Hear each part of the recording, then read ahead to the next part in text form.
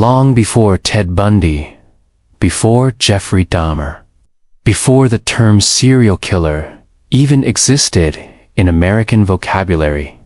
Two men prowled the untamed frontier with such ferocious cruelty that even hardened river pirates couldn't endure their presence. Their names were Masha and Way Harp, and they carry the grim legacy of being America's first documented serial killers.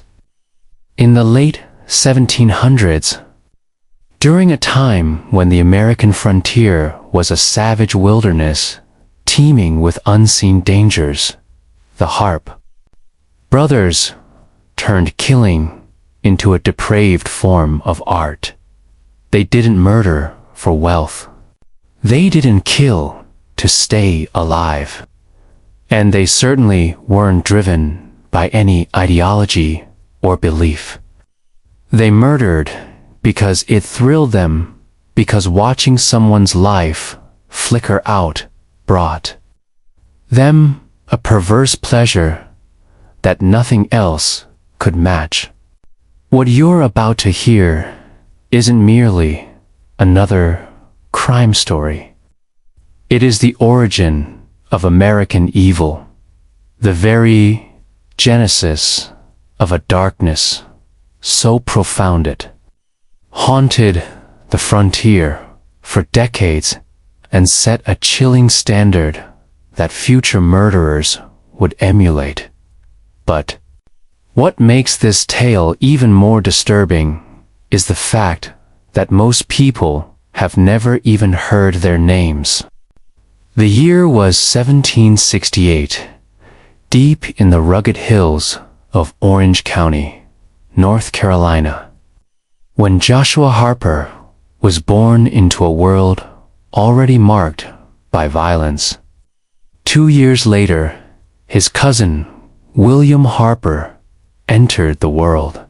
In time, they would adopt the names Micajah and Way Harp from their earliest days. Something was off about them. While other children busied themselves with toy soldiers or helped with chores around the homestead, Micajah and Way found delight in much darker activities. They tormented animals with a calculated brutality that unnerved even their Scottish immigrant parents. When the American Revolution erupted across the colonies, most chose sides based on values, visions for independence or allegiance. Not the Harps. They joined the British not out of loyalty, but because it gave them permission to kill freely.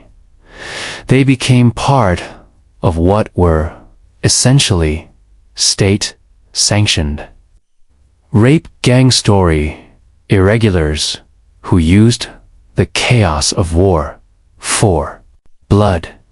While other soldiers fought for monarchs or for freedom, the Harps fought for the ecstasy of killing. Patriot Captain James would later recount it, crossing paths with them during this era. He described how the brothers swept through the countryside like an unstoppable blight, burning farms, brutalizing women, and slaughtering indiscriminately. When Wood caught Way Harp in the act of trying to rape a young girl, he shot him, wounding him. But rather than stop him, the injury only seemed to intensify Way's cruelty and resolve to hurt others. In retaliation, the brothers abducted Wood's daughter, Susan, and another young woman, Maria Davidson. These two women would become their unwilling wives, locked in a nightmare that would stretch on for years. After the British defeat, the Harps didn't fade into the shadows. of peace. Instead, they vanished into Cherokee territory, settling in the village of Nequok, near present-day Chattanooga, Tennessee. For over 10 years, they lived among the Chickamauga Cherokee, perfecting new methods of violence and adopting new ways to instill terror. Even among seasoned warriors familiar with frontier warfare, the Harps stood apart due to their effortless cruelty. By 1797, they had taken up residence in a cabin near Knoxville, Tennessee, posing as an ordinary frontier family. Way even married Sarah Rice, the daughter of a preacher, while Makaja remained with the kidnapped women. To the outside world, they were just another group of settlers trying to survive, but behind closed doors. A far darker reality was unfolding. That same year marked the beginning of their killing spree in earnest. Their first known victim was a man named Johnson, whose body was discovered floating in a river near Knoxville. His corpse bore what would soon be recognized as the Harp's calling. His chest was cut open, internal organs removed, and the cavity stuffed with stones before being dumped in the water. It was systematic, it was intentional, and it was absolutely horrifying. What made the Harps so uniquely terrifying wasn't merely how they killed, but who they killed. They had no preference, no pattern, no consistent victim profile. They murdered whoever crossed their path, a merchant on the road, a family asleep at their camp, even a crying infant. It didn't matter. If the Harps decided your time was up, there was no appeal. Their method was always the same: visceral, cold, and designed to erase any trace. They would gut their victims, pack the corpses with rocks, and sink them in the nearest stream or river. They believed this would keep the bodies hidden forever, and in many cases it worked. It's likely that bodies weighted by the Harps still rest undisturbed at the bottom of America's rivers today. As 1798 turned into 1799, the Harps embarked on a grisly rampage that swept through Kentucky and Tennessee. They murdered 2 men from Maryland passing through Kentucky, a traveling peddler, at least 3 more unsuspecting victims. But when they took the life of a man named John Langford, their streak of luck began to unravel. An innkeeper recognized the Harps and reported them to the authorities. For the first time, the brothers were captured and jailed in Danville, Kentucky. But they wouldn't stay behind bars for long. Within days, they escaped, immediately resumed killing. Their first act after breaking out was the murder of the son of the man who had aided in their capture. It was a statement written in blood: betray the Harps, and you doom your loved ones, with a bounty of $300 placed on each of their heads, equivalent to about $5,600. Today, the Harps fled north. leaving a trail of corpses behind. They claimed 5 more lives along the way. Eventually, they reached southern Illinois, where they believed they'd found sanctuary in a place called Cavinraka, vast limestone cave perched high above the Ohio River. This natural fortress had become a haven for river pirates under the leadership of Samuel Mason. These outlaws preyed on slow-moving flatboats that ferried settlers and supplies downriver. They were vicious men, well acquainted with bloodshed, but even they were unprepared for the horrors the harps would bring. The Mason gang watched in disbelief as the harps devised new games of death, forcing travelers to strip, then pushing them off the cliffs to watch their bodies break apart on the rocks or vanish beneath the river's currents. Samuel Mason, a seasoned criminal with a long history of robbery and murder, finally had enough. He ordered the harps to leave. When your brutality shocks river pirates, you've entered a realm beyond human comprehension. Cast out from their last refuge, the harps returned to Tennessee, bringing their expanding families with them. By now, their wives had borne multiple children-innocent lives, born into a nightmare. The women lived in constant fear, knowing that a single wrong word could mean a grisly end. The killings resumed swiftly. William Ballard was found gutted in the Holton River. James Brassell's throat was slashed, his corpse later discovered at the spot, now named Brassell's Knob. John Graves and his teenage son were found hacked to death with axes. In Logan County, the harps slaughtered a little girl, a young enslaved boy, and an entire family they stumbled upon in the night. But in August 1799, Makaja committed what even he later admitted was his most abominable act. When his infant daughter, born to one of the kidnapped women, wouldn't stop crying, he seized her by the feet and smashed her head against a tree. He later said her cries annoyed him and that he simply wanted quiet.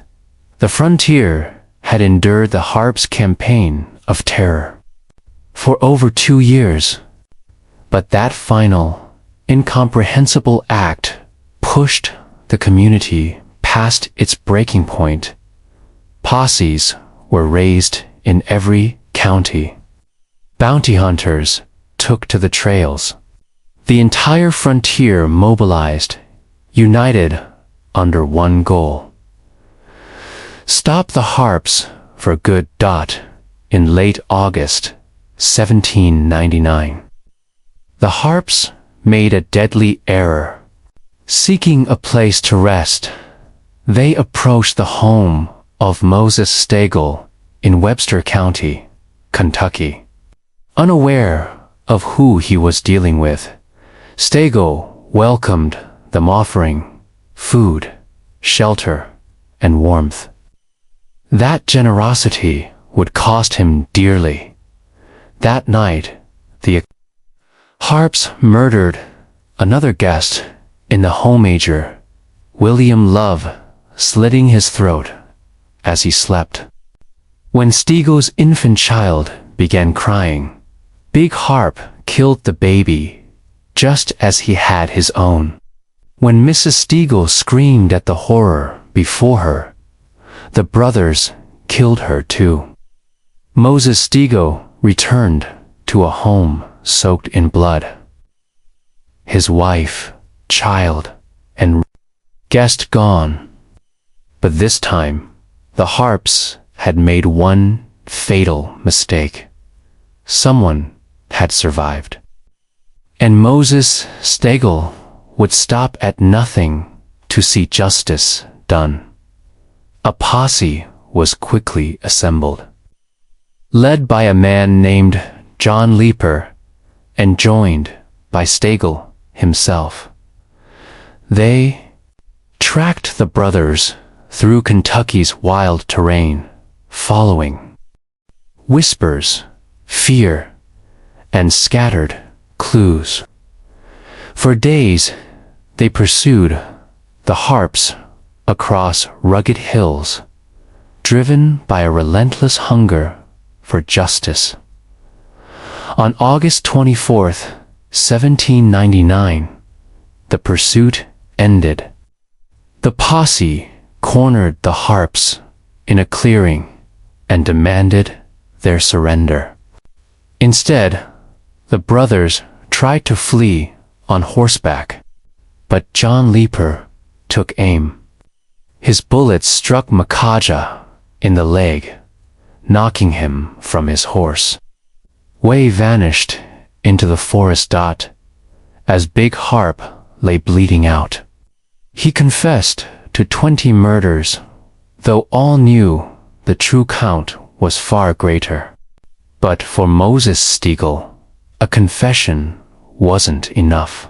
While Makaja still clung to life, still conscious and gasping for air, Ashtago methodically sliced off his head with a knife.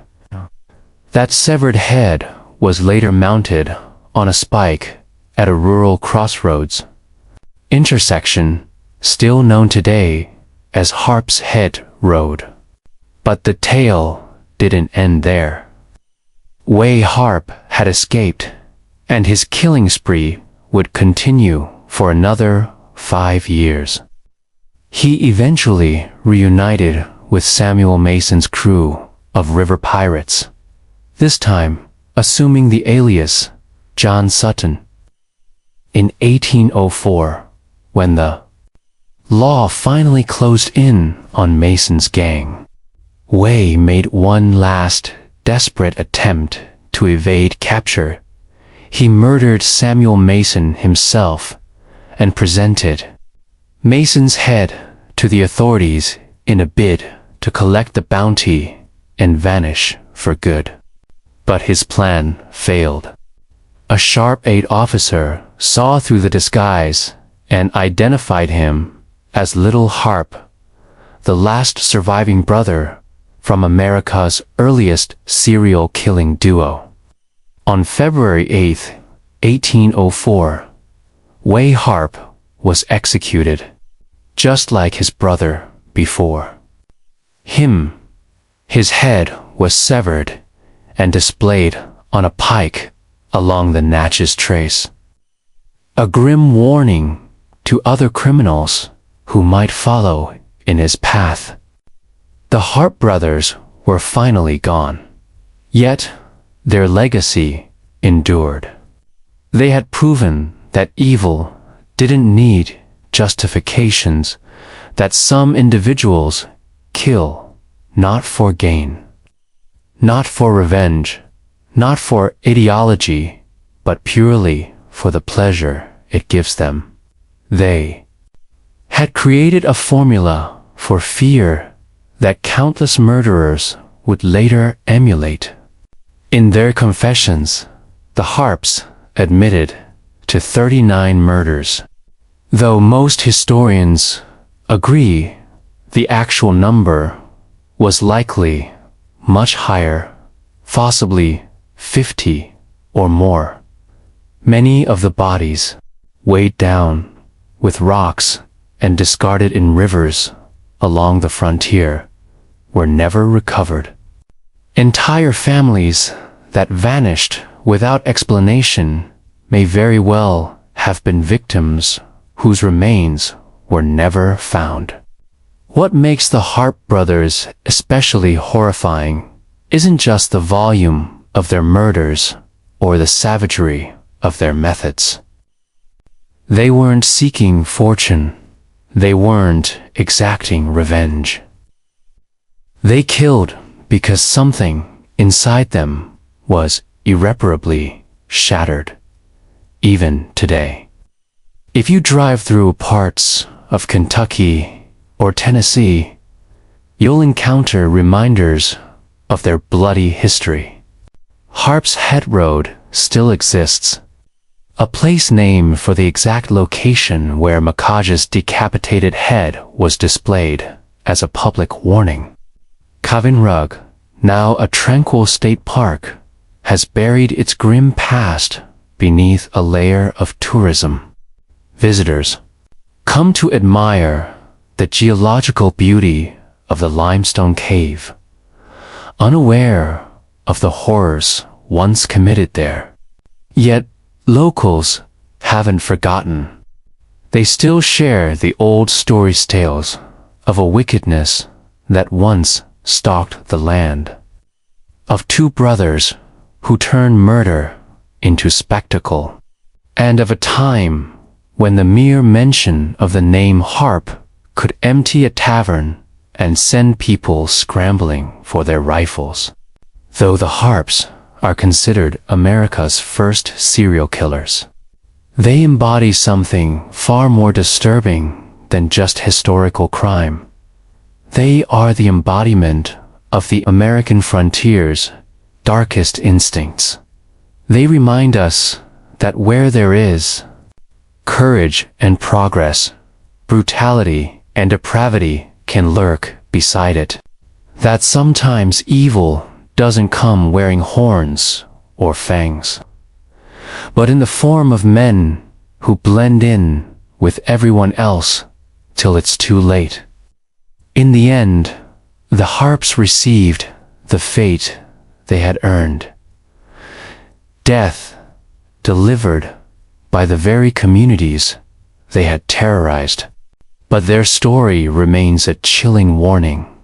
Somewhere, walking among us, even today, may be others just like them, people who kill not out of necessity, but because they enjoy it.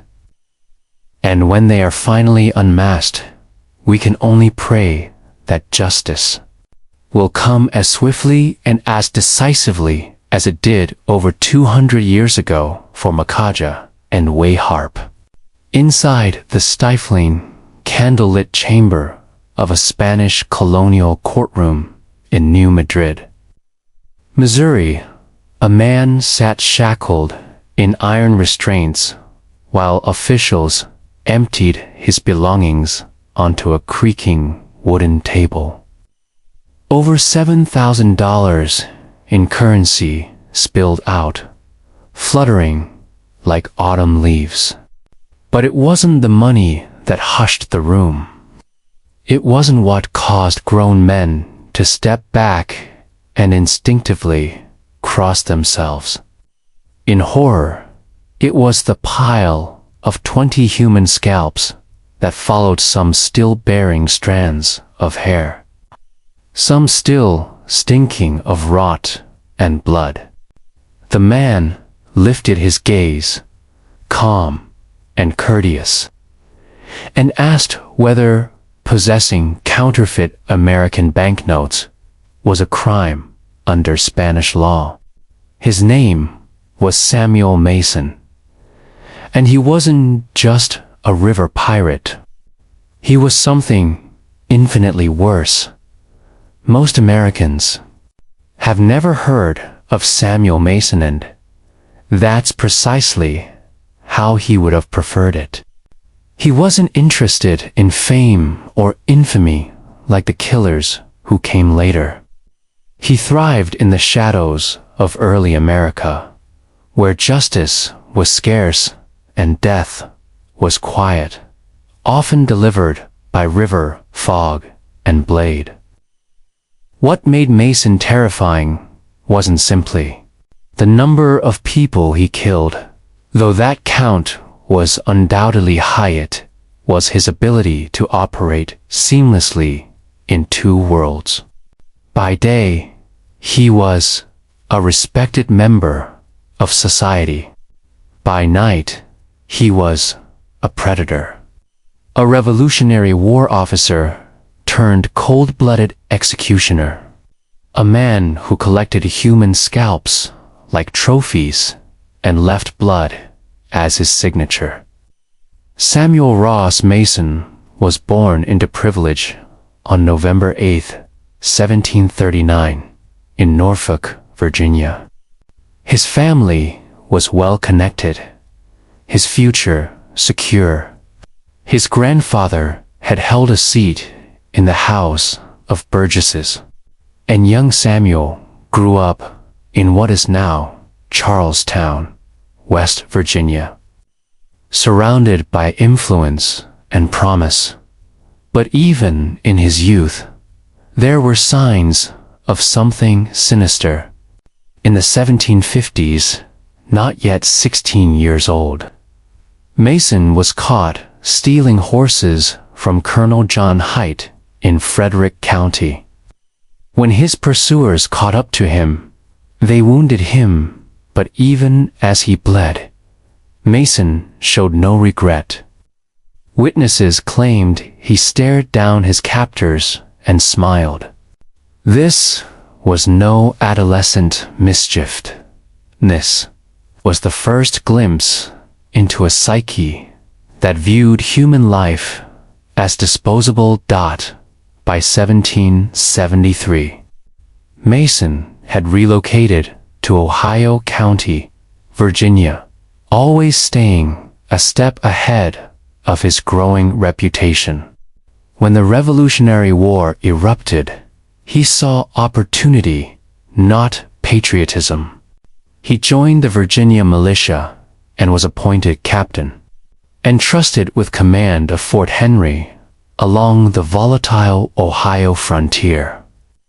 Here, under the guise of duty, Mason found a cover for his darker tendencies.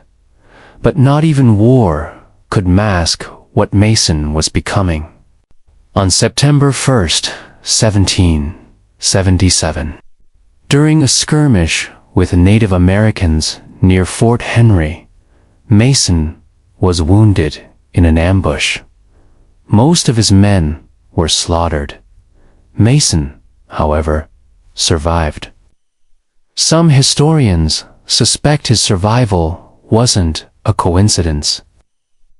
Witnesses would later suggest he had advanced knowledge of the ambush, had positioned himself to survive while his men died. Whether true or not, Mason emerged from that day with a new understanding. Violence, when managed correctly, could be a powerful tool. After the war, Mason made a brief attempt to return to civilian life. He settled in what is now Washington County, Pennsylvania, where he was elected Justice of the Peace and later chosen as an associate judge. For a time, the facade held. He married, raised children, and maintained the image of an upright citizen. But beneath the surface, Mason was observing, studying. He wasn't trying to uphold the law, he was learning how to beat it. The dense forests offered perfect concealment. Long gaps between settlements meant hours could pass without another soul in sight. And law enforcement on the route was scarce and ineffective. It was along the Natchez Trace that Mason earned the most chilling of his many names. At each site where he committed robbery or murder, he would leave a message scrawled in his victim's blood. Done by Mason of the Woods. This wasn't a bust-it, was a psychological tactic. Mason wanted his reputation to travel ahead of him. He wanted anyone who heard his name to feel a cold spike of dread. Fear was one of his most effective tools. Unlike his river raids, which required careful orchestration and planning, his attacks along the trace were unfiltered savagery.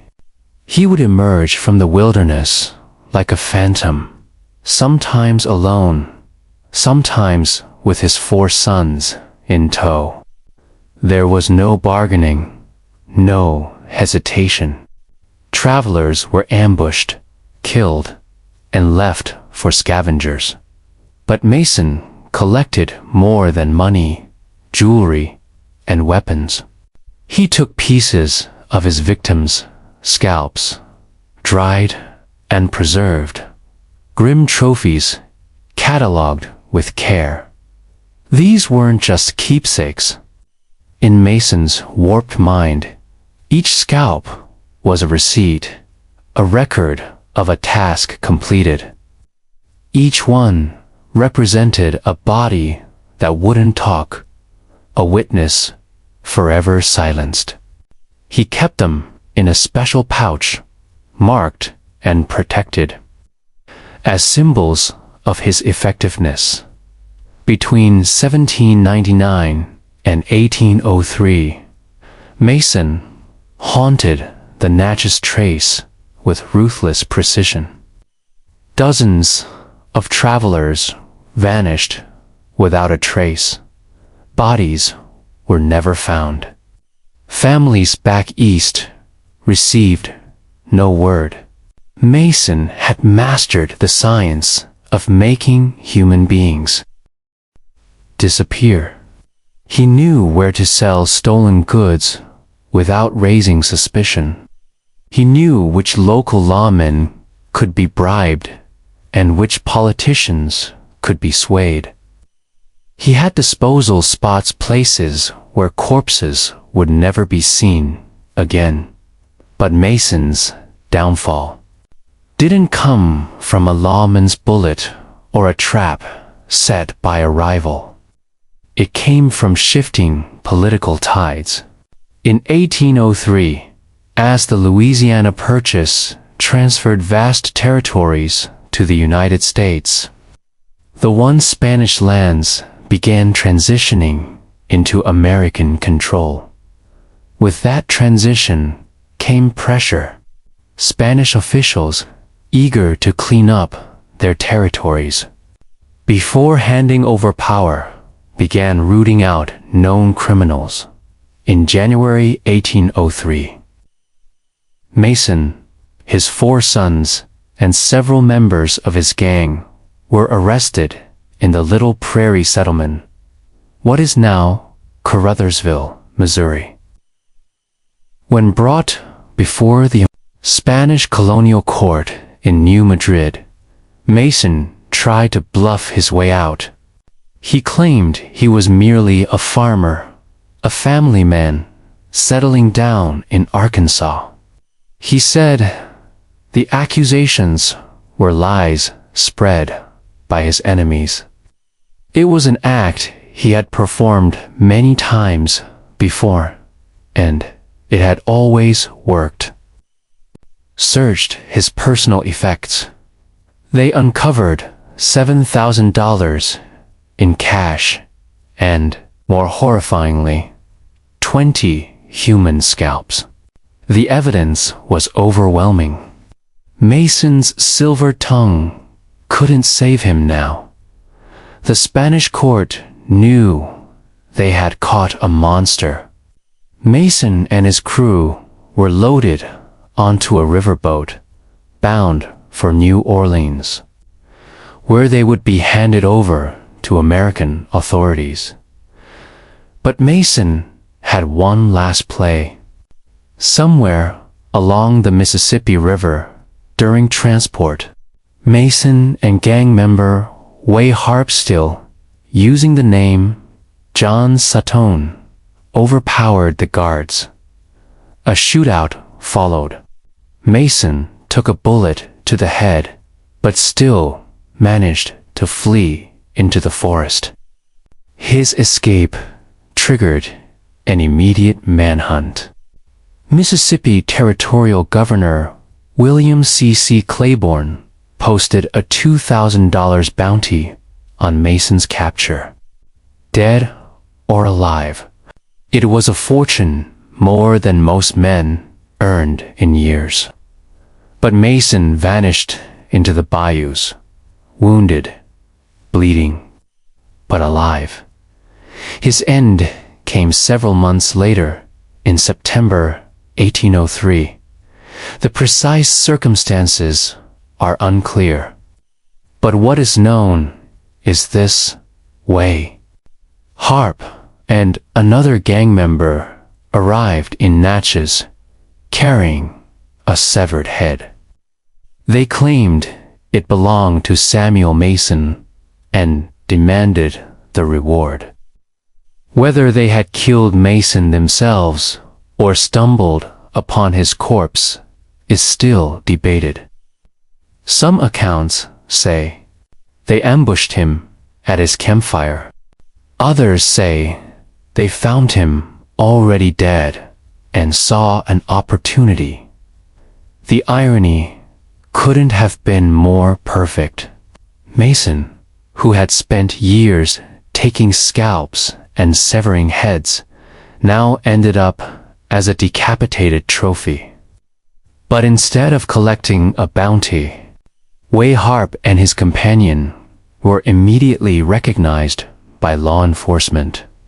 Rather than being paid, they were arrested, tried for piracy, and executed by hanging in Old Greenville, Mississippi. In February 1804, even in death, Mason's legend became more tangled. Authorities brought his supposed wife, Rosanna Dorsey, Mason, to identify the head. After examining it carefully, she declared it wasn't him.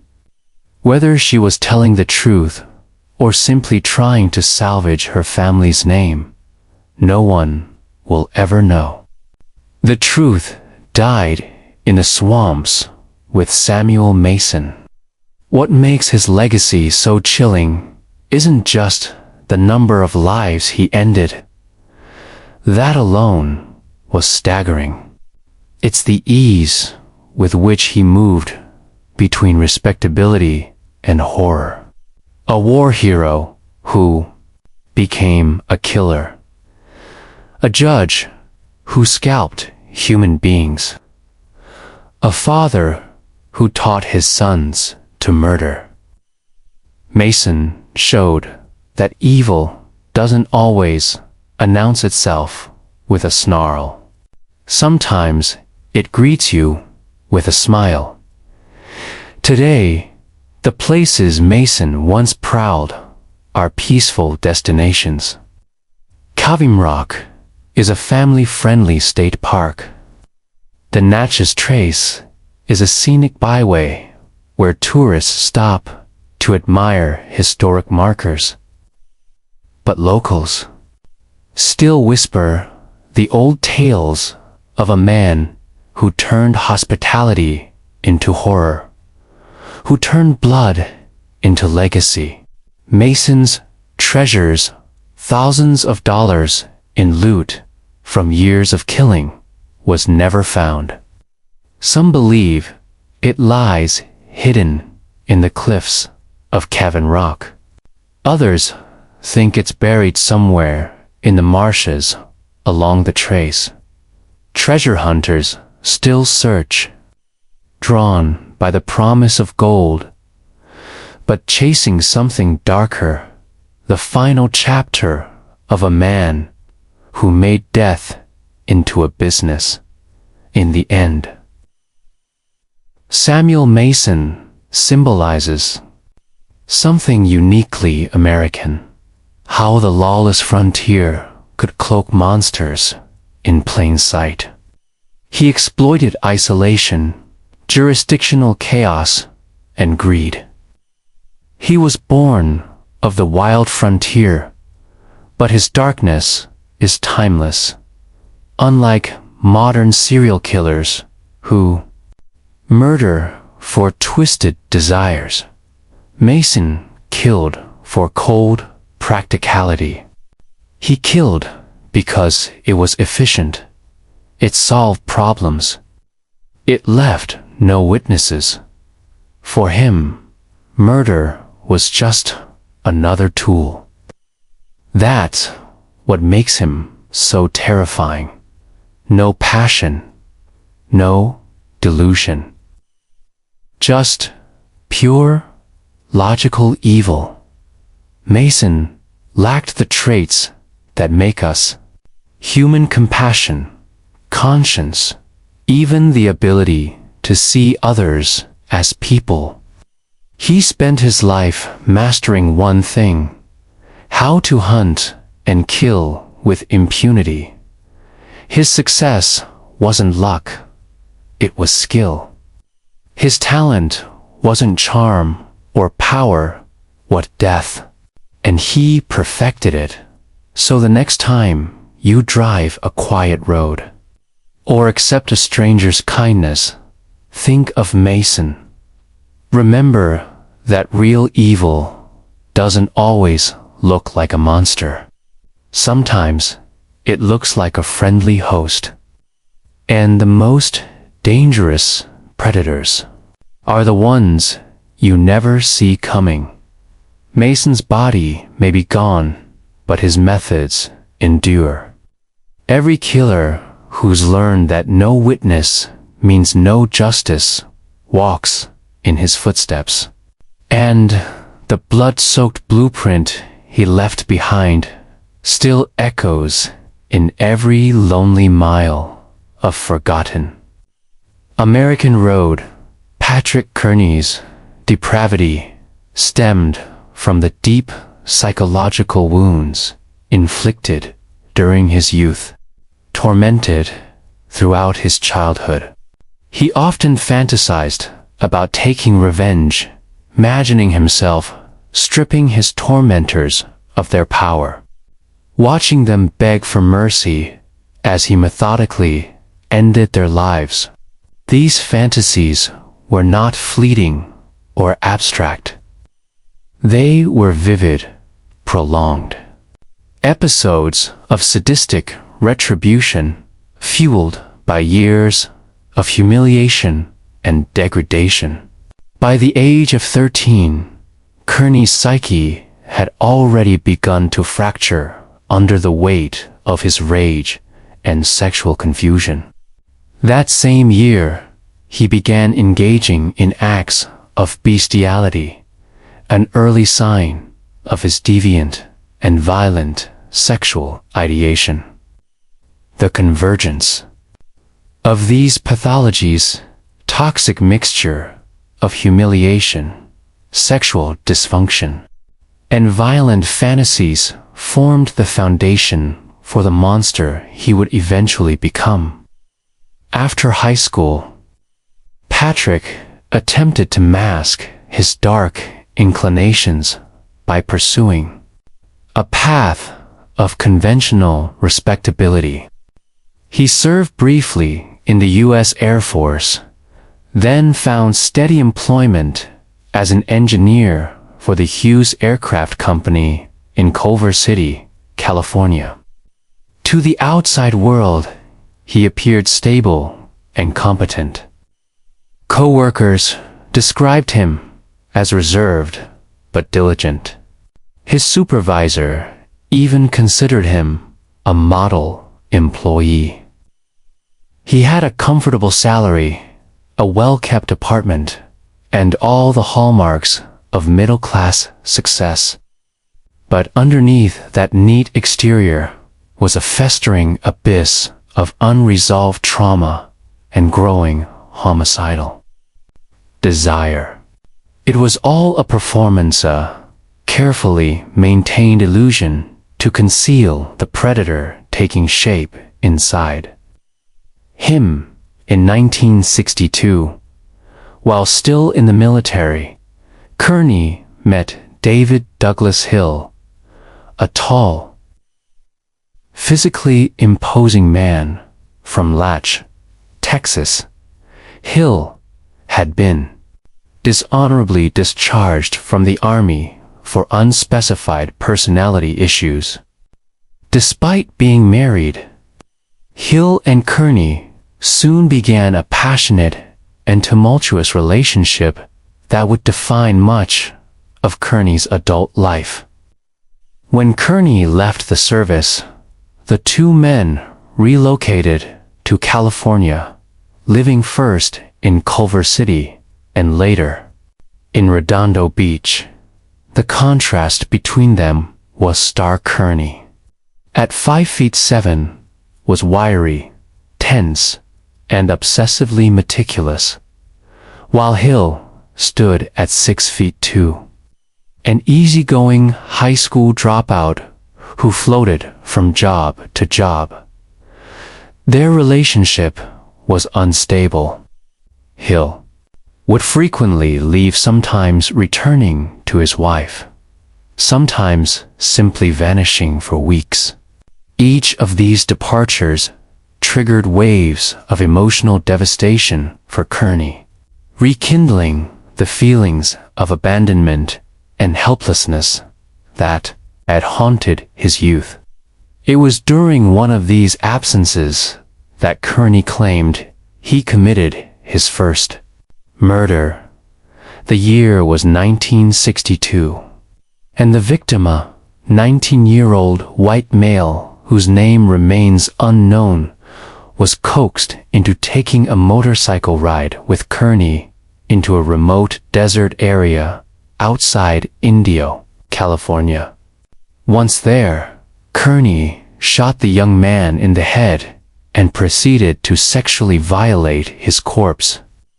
The murder, cold and methodical, followed a sequence that would become a hallmark of Kearney's killings. A casual pickup, transportation to a secluded location, sudden execution, followed by post-mortem sexual abuse. Kearney recounted this act with chilling detachment, as though he were recounting a mundane errand. What made Katry Kearney uniquely dangerous was not only his capacity for violence, but the intelligence with which he orchestrated it. Following his arrest, psychiatric evaluations revealed that Kearney possessed an IQ of 108, far above the threshold for genius. He wasn't some unhinged madman lashing out impulsively. He was a calculating, meticulous predator who approached murder with the discipline of a scientist. Each killing was a data point, each disposal a logistical solution. He studied his previous crimes, refined his tactics, and continuously adapted to reduce risk and increase efficiency. Because of his small frame and lack of physical strength, Kearney never attempted to overpower his victims by force. Instead, he relied on firearms, typically using a small caliber pistol to kill them quickly, often when they were distracted, asleep, or vulnerable. Unlike some of his contemporaries, Kearney showed no desire to torture. He was not sadistic in the traditional sense. He simply wanted his victims dead quickly, quietly, without resistance, so that he could use their lifeless bodies to fulfill his necrophilic urges. They were objects, flesh, to be used and discarded. Kearney prowled hitchhiking spots, gay bars, and red light districts throughout Southern California, and northern Mexico. His charm and fluency in Spanish allowed him to ingratiate himself with his targets, many of whom were drifters, runaways, or sex workers, people on society's fringes whose disappearances would not provoke widespread investigation or media coverage. Vit. Kearney would often shoot his victims in the head, violate their corpses, then dismember them with tools such as a hacksaw. He placed the remains into industrial-grade trash bags and left them in canyons, dumps, and along highways. In some instances, he disposed of bodies in the desert, where scavenging animals would accelerate decomposition. He would sometimes drain blood to reduce odor, wash body parts to eliminate dried blood, and take great care to avoid fingerprints. These steps weren't taken in panic. They were part of a method. Kearney's understanding of forensic science, particularly for the time, was exceptional. He knew how investigators worked, what evidence they relied on, and how to neutralize it. His crimes spanned years, largely because he was always just ahead of the law. While most killers left behind trails, hairs, fingerprints, shell casings, Kearney left nothing but dismembered limbs in sealed garbage bags. One of the most disturbing aspects of Kearney's behavior was his tendency to assault the bodies after death, sometimes beating them with savage force. These beatings were not intended to cause pain. They were symbolic. The dead, powerless forms of his victims served as stand-ins for the boys who had bullied and belittled him as a child. In death, his victims became avatars of his rage, tools to reenact revenge fantasies long stored away in the recesses of his mind. The beatings, like the killings, were methodical. They offered him a feeling of control and justice. However, despite the scale and brutality of his crimes, Kearney operated for over a decade without attracting serious suspicion. The people he killed often existed on the margins of society. When bodies were found, they were usually mistaken for drug casualties or isolated acts of violence. Law enforcement lacked the tools and coordination to connect the dots. Moreover, Kearney lived a seemingly normal life.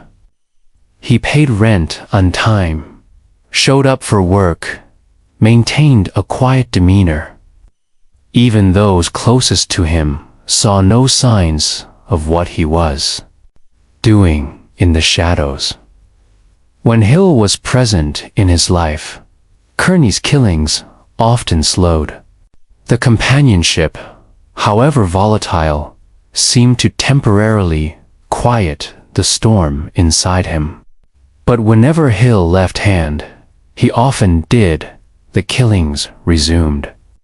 With every return of solitude came a new victim. This cycle continued for years, a deadly pattern fueled by obsession, abandonment, and repressed rage. The first murder that Kearney was formally charged with took place around Christmas of 1968. By this time, he and Hill were living together on Van Buren Avenue in Culver City. According to Kearney's later confession, the victim, identified only as George, was picked up in San Diego after luring him back to the house. Kearney shot him in the head shortly after entering. He dragged the body into the bathroom, sexually violated it, then used an X-Acto knife to flay the skin and dismember the corpse. He even retrieved the bullet to prevent ballistic evidence from linking back to him. The remains were buried behind the garage. This killing demonstrated how much his technique had evolved, clean, controlled, and careful. In the years that followed, his method grew more refined and his killing more frequent. By 1974, his murder rate accelerated, averaging at least one victim per month. The mid-70s marked the apex of his spree. Dismembered bodies began turning up with alarming consistency across Southern California, ways wrapped in plastic bags, always expertly concealed. The press dubbed him the trash bag killer. Though no one knew who he was, his identity remained a mystery. Even during the height of his activity, Kearney managed to remain invisible. Only a handful of subtle signs hinted at his hidden life. A local grocer named Jerry Stevens recalled that Kearney frequently bought butcher knives. He would spend time examining their steel, questioning their durability. It was a strange curiosity, but nothing damning, certainly not enough to arouse suspicion. That remained the essence of Patrick Kearney, outwardly dull, quietly unremarkable, hiding a monstrous reality just beneath the surface. The unraveling of Kearney's meticulously maintained facade began with one victim who would, not quietly, disappear. His name was John Otis LeMay, a 17-year-old who vanished on Sunday, March 13th, 1977. Earlier that day, LeMay had told a neighbor he planned to visit a man named Dave, a man he had met at a local gym in Redondo Beach. That man was David Hill. When LeMay arrived at the residence, Hill wasn't there. Kearney welcomed him inside and offered to wait together. He pulled a pistol and shot LeMay in the back of the head. As with the others, he dismembered the body and discarded the remains in the Mojave Desert. But this time, things were different. LeMay wasn't a drifter or a nameless runaway. He had friends, family, a job. People noticed when he vanished. People demanded answers. And when police discovered his remains later that March, the investigation intensified. Witnesses had seen LeMay speaking to Hill. They had addresses. They had leads. And for the first time in 15 years, Kearney found himself on the verge of being unmasked. The story continues. Please provide the next segment to continue rephrasing. This output contains approximately 2,170 words. Within 15 months of his release from prison. Darren Dion Van transformed the decaying cityscape of Gary, Indiana, into a killing field. But these were not impulsive acts of violence or chaotic outbursts of rage. Each murder was calculated, premeditated, and executed with chilling detachment. Van hunted his victims methodically, luring them into abandoned houses structures that had once housed families and laughter, now reduced to crumbling relics of a forgotten city. These homes became his private execution chambers, where he could kill without fear of interruption or consequence.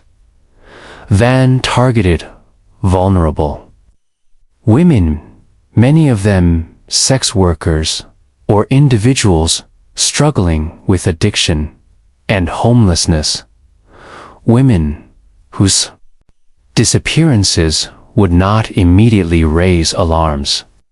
He exploited their isolation, their desperation, and their invisibility. In a city burdened by poverty, crime, and institutional neglect, these women had already fallen through the cracks. Van simply ensured they would never resurface. The murder of Africa Hardy, however, marked the unraveling of his carefully constructed illusion of anonymity. On October 17, 2014, Hardy, a 19-year-old aspiring model and sex worker, was found strangled to death in the bathtub of a Motel 6 room in Hammond, Indiana. She had arranged a meeting with a client through an escort website, facilitated by her friend and associate, Aneth Jones. When Hardy failed to respond to messages after the scheduled appointment, Jones grew concerned and contacted the police.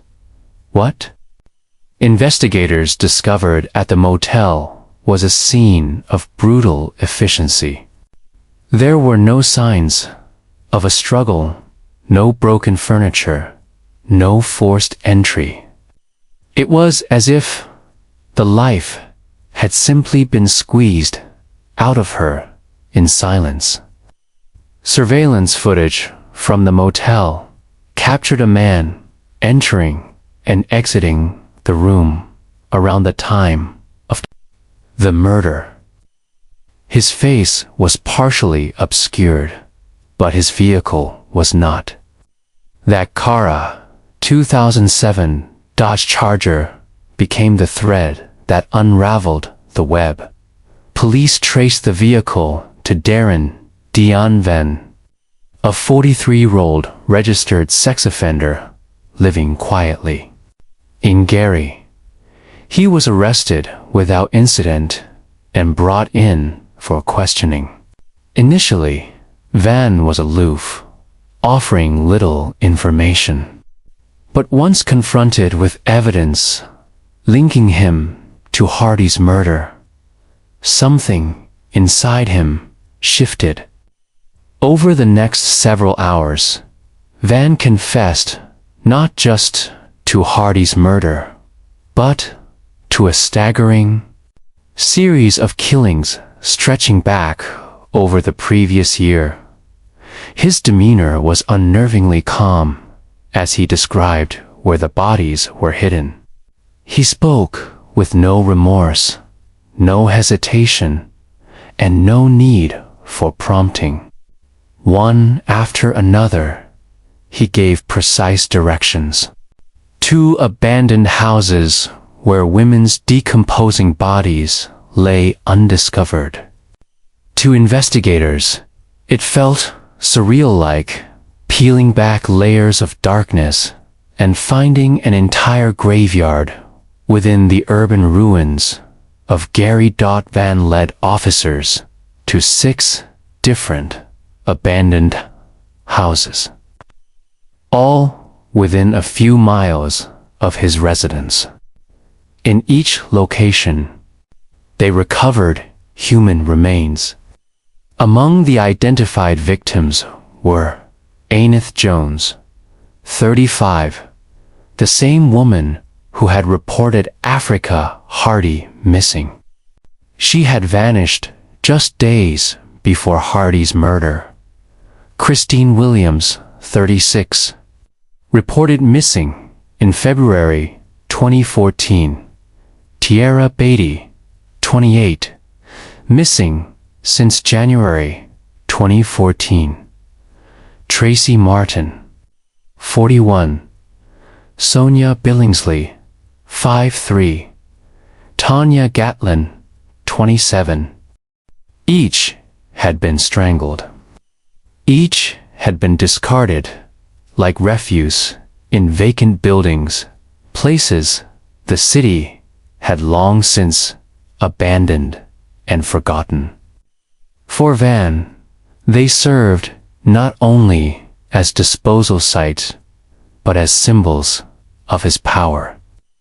He had turned the detritus of a crumbling city into a personal mausoleum. The authorities were stunned. How had this gone unnoticed? 7 bodies in plain sight, hidden only by neglect and decay. Gary's hollowed-out homes, estimated at more than 10,000 structures, had become Van's hunting ground, and no one had thought to look. The revelation triggered a reckoning, not just with Van's actions, but with the systemic failures that had allowed him to operate so freely. Community leaders demanded answers. Residents expressed outrage. Families of the victims, many of whom had struggled for months to get law enforcement to take their missing person reports seriously, demanded justice. What made Van's crimes so chilling wasn't just the number of victims. It was the ease with which he moved through the city, unnoticed. He wasn't a shadowy figure lurking in the night. He was a man who walked the same streets as everyone else. He shopped at local stores, rode city buses, and spoke politely to neighbors. There were no outbursts, no signs of erratic behavior. He was, in every visible way, ordinary. Yet, beneath that unremarkable surface was a killer who had mastered the art of concealment. Van didn't need to travel across state lines or leave cryptic clues. He killed where he lived, in the very heart of his own community, relying not on sophistication, but on society's apathy. He knew no one would check abandoned houses. He knew that in cities like Gary, crime was so routine that even horror could go unnoticed. In interviews following his arrest, Van offered no coherent motive. He described feeling angry, frustrated, sometimes aroused, but never remorseful. He spoke of the murders as if they were simply things that happened. To him, the women he killed were not people. They were objects, tools for release, forgotten. Moments in a life defined by silence and control. Forensic investigators scoured the abandoned buildings, searching for trace evidence, clothing, personal belongings that might identify additional victims. It remains possible even likely that Van killed more than the 7 women confirmed in 2014 at various times during his confession. He hinted at other murders, at bodies left in other locations, at names he could no longer remember. Whether these were confessions or manipulations remains a matter of speculation. In court, Van initially cooperated with prosecutors, agreeing to plead guilty in exchange for life imprisonment rather than the death penalty. In June 2018, he formally pleaded guilty to the 7 murders. The judge sentenced him to 7 consecutive life sentences without the possibility of parole. He would die behind bars, fate far more lenient than what he had given his victims for the families. The sentence was bittersweet. Justice, such as it was, came too late. Their daughters, sisters, and mothers had been gone for months, in some cases over a year. The pain of not knowing had been replaced by the agony of knowing too much. They had begged for attention, filed reports, handed out flyers, and in most cases, they had been ignored. The story of Darren Dion Van isn't just about a serial killer. It's about the environment that allowed him to thrive. Gary, Indiana, once a symbol of American industrial strength, had become a city of empty lots and broken windows. Police were underfunded, buildings collapsed from disrepair, and in that environment, women disappeared, and no one asked why.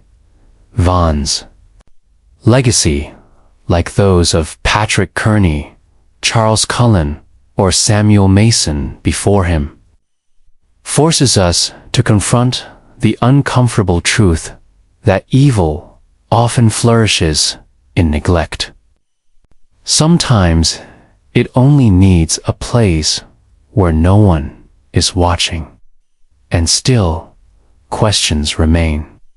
How many more victims might Van be responsible for? Could some of the unclaimed remains found in Gary's abandoned houses belong to other women he killed? Did he begin his spree before 2013?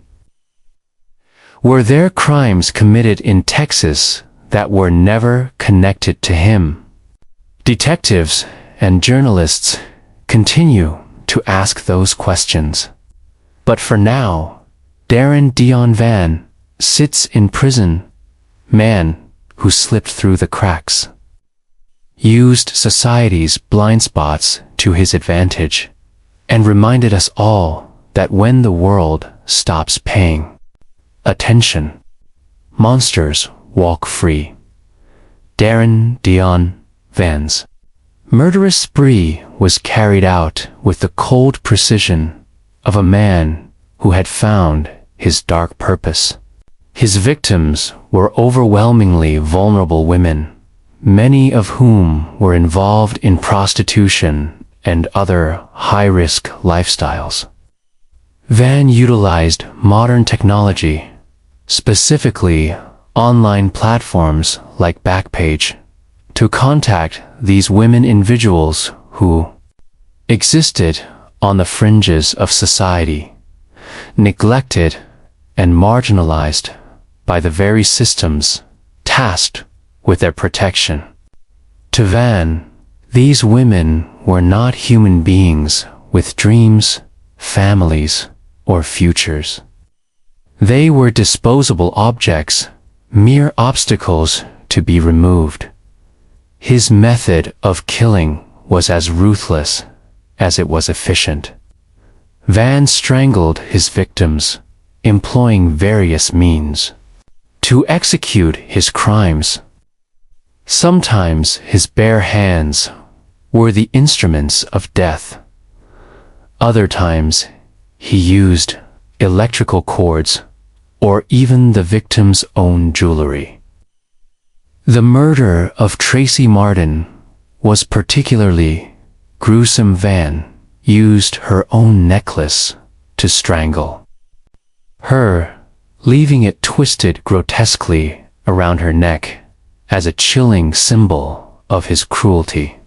Her mummified remains were later discovered in a closet of an abandoned house on Massachusetts Street in Gary, Indiana. A grim scene that left even the most seasoned investigators deeply unsettled. What made Darren Van especially dangerous was not just his readiness to kill, but his unnerving ability to remain invisible in plain sight. Unlike many serial killers who develop predictable patterns that allow law enforcement to link their crimes, Van deliberately varied his approach. He changed his methods of strangulation, altered the ways in which he disposed of bodies, and used multiple locations scattered across the city. Each victim was killed differently and left in a different abandoned building. There was no signature, no distinctive calling card, nothing to unite the cases beyond the cold, calculated efficiency with which they were executed. Despite this apparent randomness, the victims were real people with names and lives. Christine Williams, for example, was a 36-year-old mother of 4 who was employed at the time of her death. According to Van, she owed him $40 for crack cocaine he had sold her. After she was arrested and spent several days in jail, unable to repay her debt, Van tracked her down, strangled her, and discarded her body in the basement of an abandoned home. There, he covered her with a plastic drop cloth, as if she were nothing more than trash awaiting disposal. Similarly, Tierra Beatty, a 28-year-old woman, left her home on January 13, 2014, to meet a friend and never returned. Her family anxiously awaited any word of her whereabouts before finally reporting her missing. Months later, her lifeless body was found in an abandoned house on East 19th Avenue in Gary, another life brutally extinguished for reasons known only to Van's twisted mind. The bodies of Sonia Billingsley, 53, and Tanya Gatlin, 27, were discovered together in yet another abandoned house. Their remains decayed as the city around them continued its slow collapse. The symbolism was stark and painful. 2 lives discarded, left to rot in a city itself abandoned by the very society meant to care for its residents.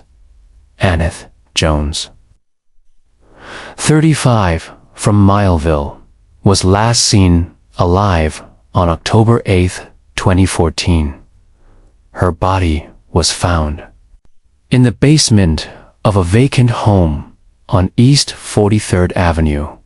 Yet another victim in Van's systematic campaign of murder. It was, however, the murder of 19-year-old Africa Hardy that would finally bring Darren Van's reign of terror to an abrupt end. Hardy a recent high school graduate who had moved to Chicago in search of a fresh start, had no idea that answering an escort service call would lead her directly into the hands of a killer who had been perfecting his grisly craft for months. On October 17th, 2014, Hardy's body was found strangled in the bathtub of a Motel 6 room in Hammond, Indiana. Unlike his previous victims, Van made a critical error with Hardy. He left her body in a place where it would be discovered swiftly, rather than in one of the many abandoned houses he typically used as clandestine grave sites. Police quickly traced Hardy's phone records, which led them to Darren Van. On October 18, 2014, officers arrested Van and found Hardy's pink phone in his possession, along with other evidence that directly linked him to the crime. What happened next stunned even the most experienced investigators. During interrogation, Van confessed calmly not only to Hardy's murder, but also to 6 additional killings. He acknowledged his mistake in killing Hardy in Hammond rather than Gary, expressing surprise at how quickly he was apprehended. Van showed no remorse or defensiveness. Instead, his tone was matter-of-fact, as if he were merely discussing the weather. When questioned about why he killed, he stated bluntly, "It relieves the pressure. 'Cause really, I just relatively am crazy." Asked how he selected his victims, Van's chillingly simple response was, "They are random. They're random." What followed was a macabre tour through Gary's abandoned urban landscape as Van led police to the bodies of his victims, provided specific details about locations, described exactly what had happened at each site, and explained how he had concealed the remains. It was as though he had been waiting for this moment, ready to expose the full extent of his crimes.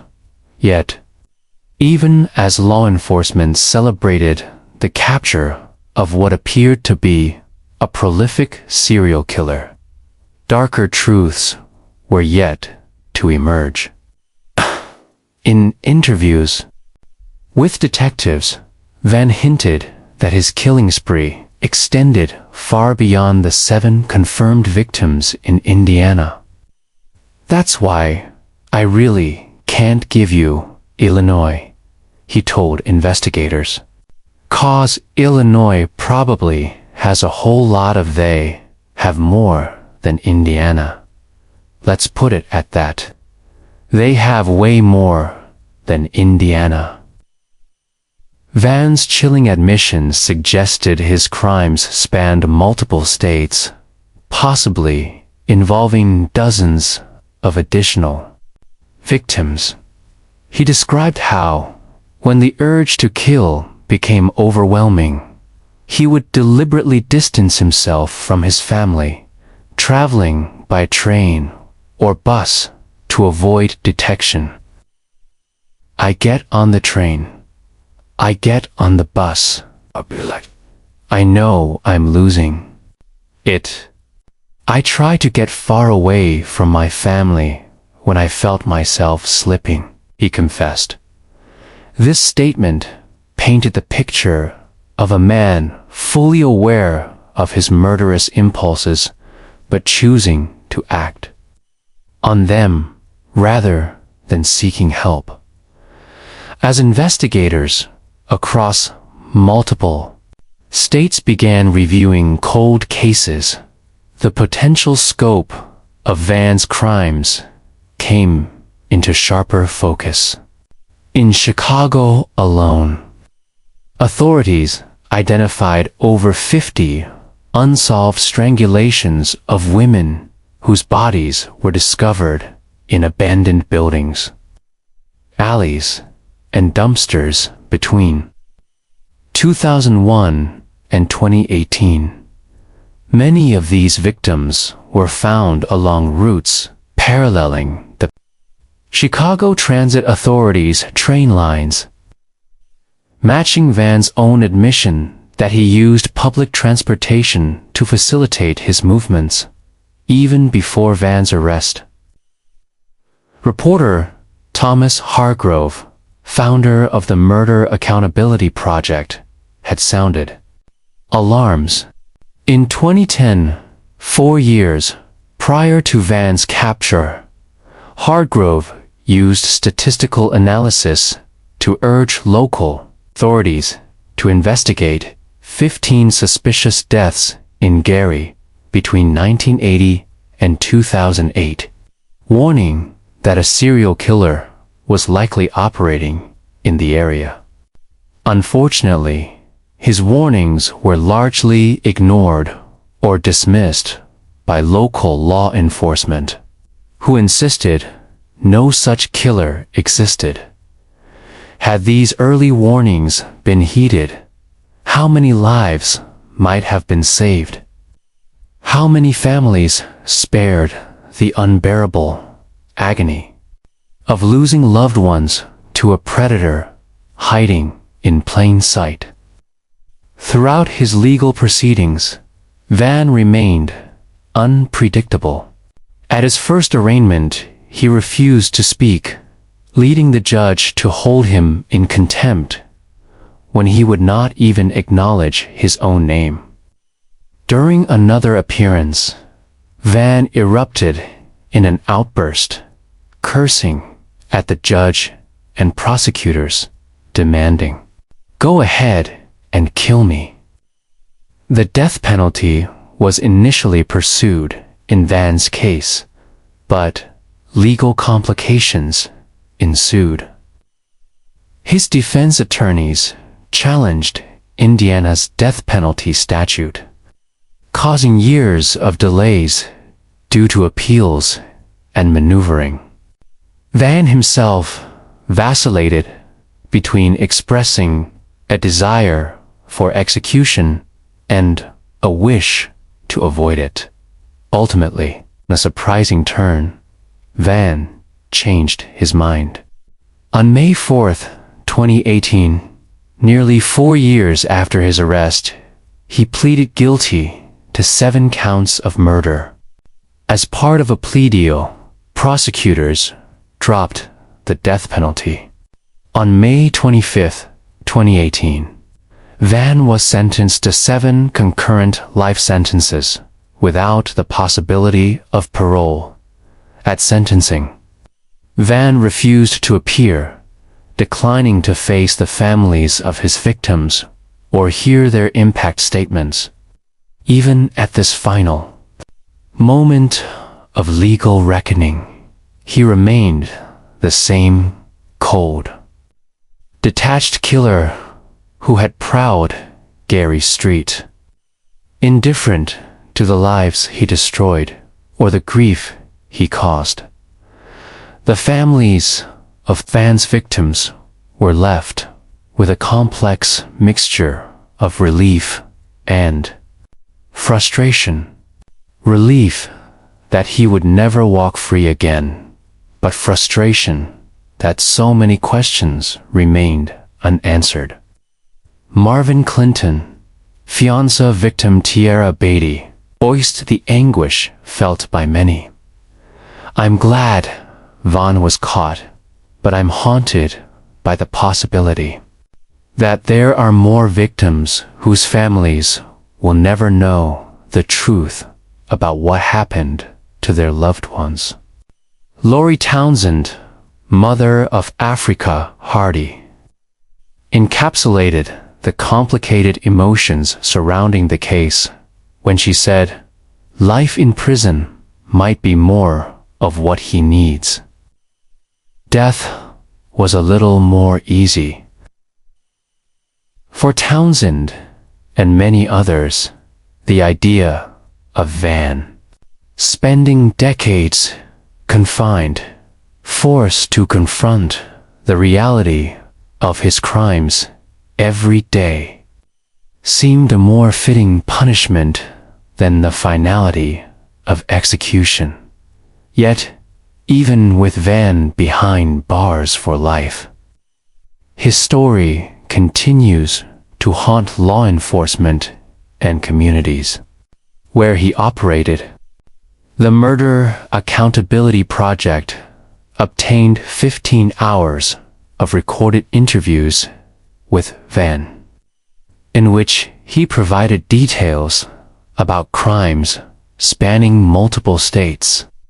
These recordings have reignited cold case investigations in Illinois, Texas, North Carolina, and elsewhere states where Van lived or traveled over the years. The true scope of Van's crimes may never be fully known. He claimed to have killed far more than the 7 women for which he was convicted. Given his transient lifestyle, the modus operandi of numerous unsolved cases, and his own admissions, investigators believe Van could be responsible for dozens more murders spanning 2 decades. What makes Darren Dionvan's case so profoundly disturbing is not only the number of lives he destroyed, but the ease with which he operated undetected for so long. He exploited society's blind spots, preying on vulnerable women in a city forgotten by much of the outside world. He transformed abandoned buildings into personal morgues, knowing that in a place like Gary, with thousands of empty, crumbling structures, bodies could remain undiscovered for months, sometimes years. Van's story is a stark reminder of the dangerous intersections of neglect, marginalization, and predation. It underscores how the most horrific crimes often flourish in the shadows cast by societal indifference. For years, Darren Dionvan exploited not only the vulnerabilities of his victims, but also the glaring failures of the system that was supposed to monitor him after his release from prison.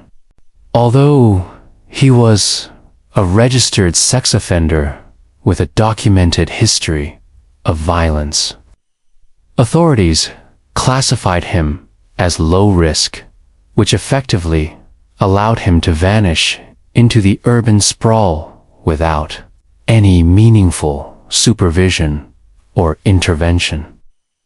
The 15 months that elapsed between his release from a Texas prison and his eventual arrest in Indiana became a deadly window during which 7 women lost their lives, victims who should never have been exposed to such danger. If the system had done its job, today, Darren Dionvan sits confined in the Wabash Valley Correctional Facility in Indiana, serving his 7 concurrent life sentences, isolated from the world he once terrorized. The cold steel walls that now enclose him ensure that he will never taste freedom again, nor have another opportunity to take an innocent life. But for the families of his known victims, and for the families of countless others whose loved ones vanished under suspicious circumstances in the cities where Van lived and traveled. His capture offers only partial solace. The abandoned houses, scattered throughout Gary, Indiana, remain as silent, haunting monuments to the horror that unfolded behind their boarded-up windows and crumbling walls. Some of these structures have since been demolished. Others stand empty, windows sealed and doors nailed shut. Yet the memories of what transpired within them linger palpably. Local residents speak in hushed tones of an oppressive stillness that seems to hover around these places, a weighty presence, as if the very air carries the sorrow and fear of those who suffered there. Many claim to feel watched when passing by certain derelict buildings, subtle but unnerving reminder that the past is never truly gone. These are the very places where Van discarded his victims like trash. And though the city itself has tried to move on, these sites serve as chilling reminders that evil can reside unnoticed, festering quietly in society's shadows. Van's story stands as a grim testament to the unsettling truth that evil rarely announces itself with flamboyant gestures or dramatic displays. Instead, it often lurks quietly in the shadows, methodical, patient, and opportunistic, waiting for the perfect moment to strike. It preys upon the forgotten, the ignored, and the vulnerable. It wears the mask of ordinariness, blending seamlessly into the fabric of everyday life. To the casual observer, Van was just another man, someone who could easily pass you on the street without raising suspicion, who could live next door for years without anyone sensing the darkness hidden beneath a mundane exterior. The name? Darren.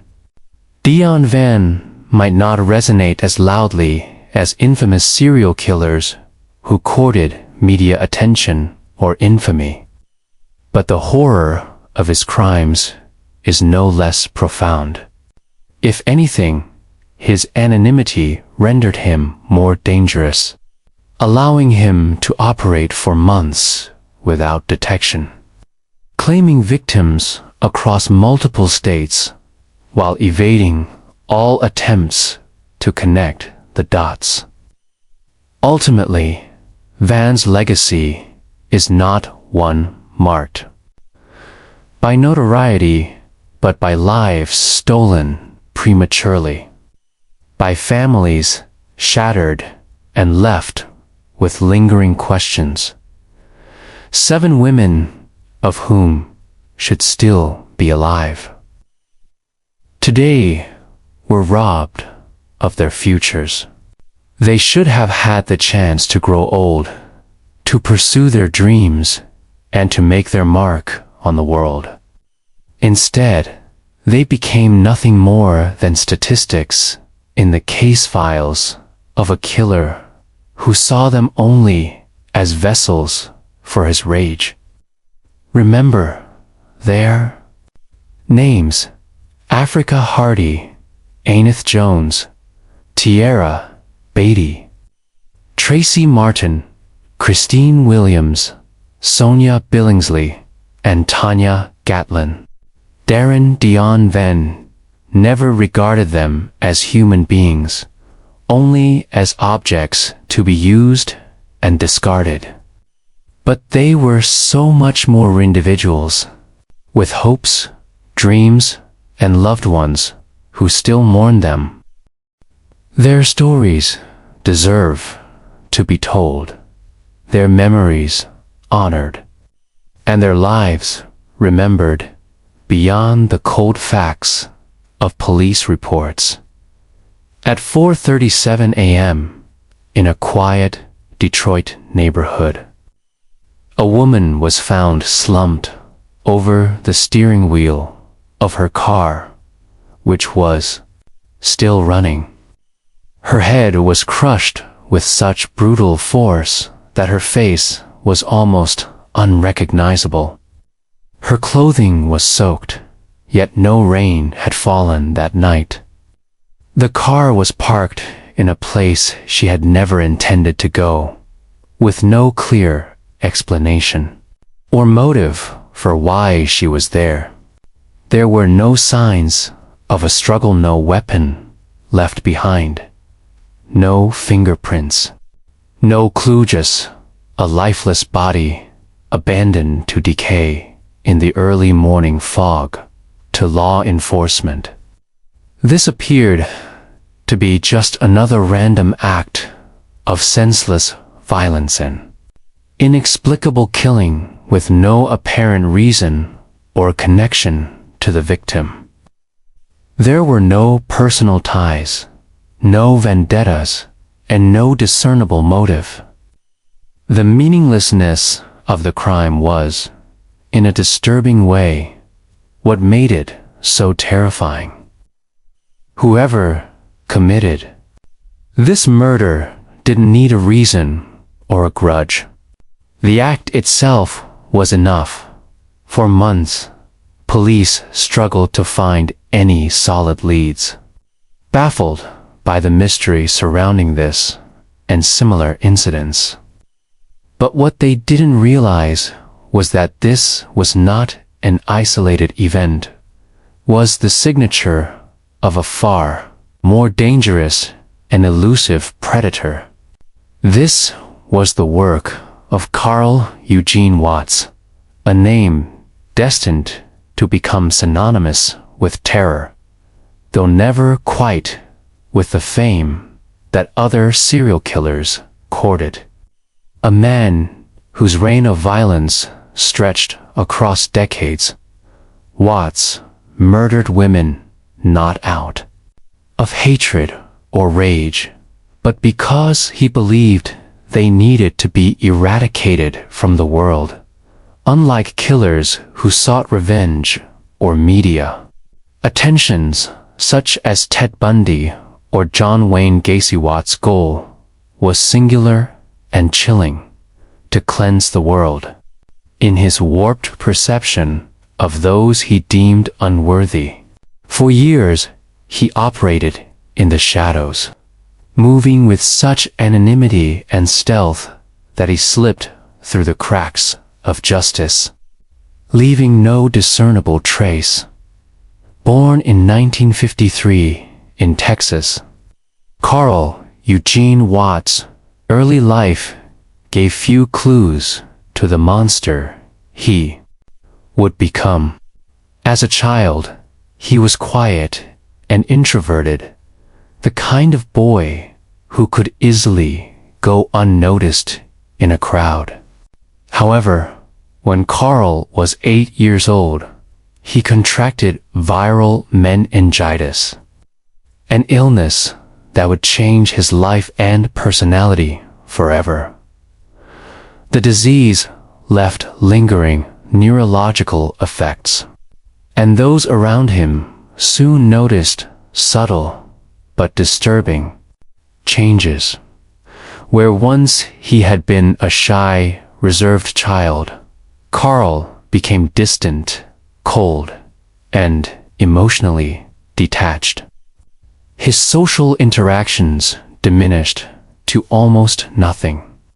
Rather than engage with peers, he began to withdraw further into himself.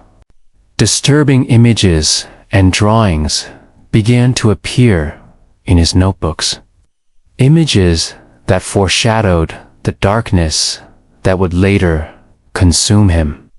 What his family did not understand at the time was that The meningitis had done more than simply make Carl physically ill. It had fundamentally altered the structure of his brain. The inflammation damaged critical neural pathways involved in emotional regulation and empathy. The capacity for genuine human connection, once present, had been replaced by a void, a hollow emptiness that would eventually fill with something far more sinister. Teachers noticed the changes as well. The once quiet boy became even more withdrawn. In school, rarely speaking and showing little interest in forming friendships. While other children played together, Carl would stand apart, watching with cold, calculating eyes as if studying his peers rather than wanting to join them. As Carl moved into adolescence, his troubling behavior intensified. He began to experience vivid and violent nightmares, fantasies in which he stalked and killed women.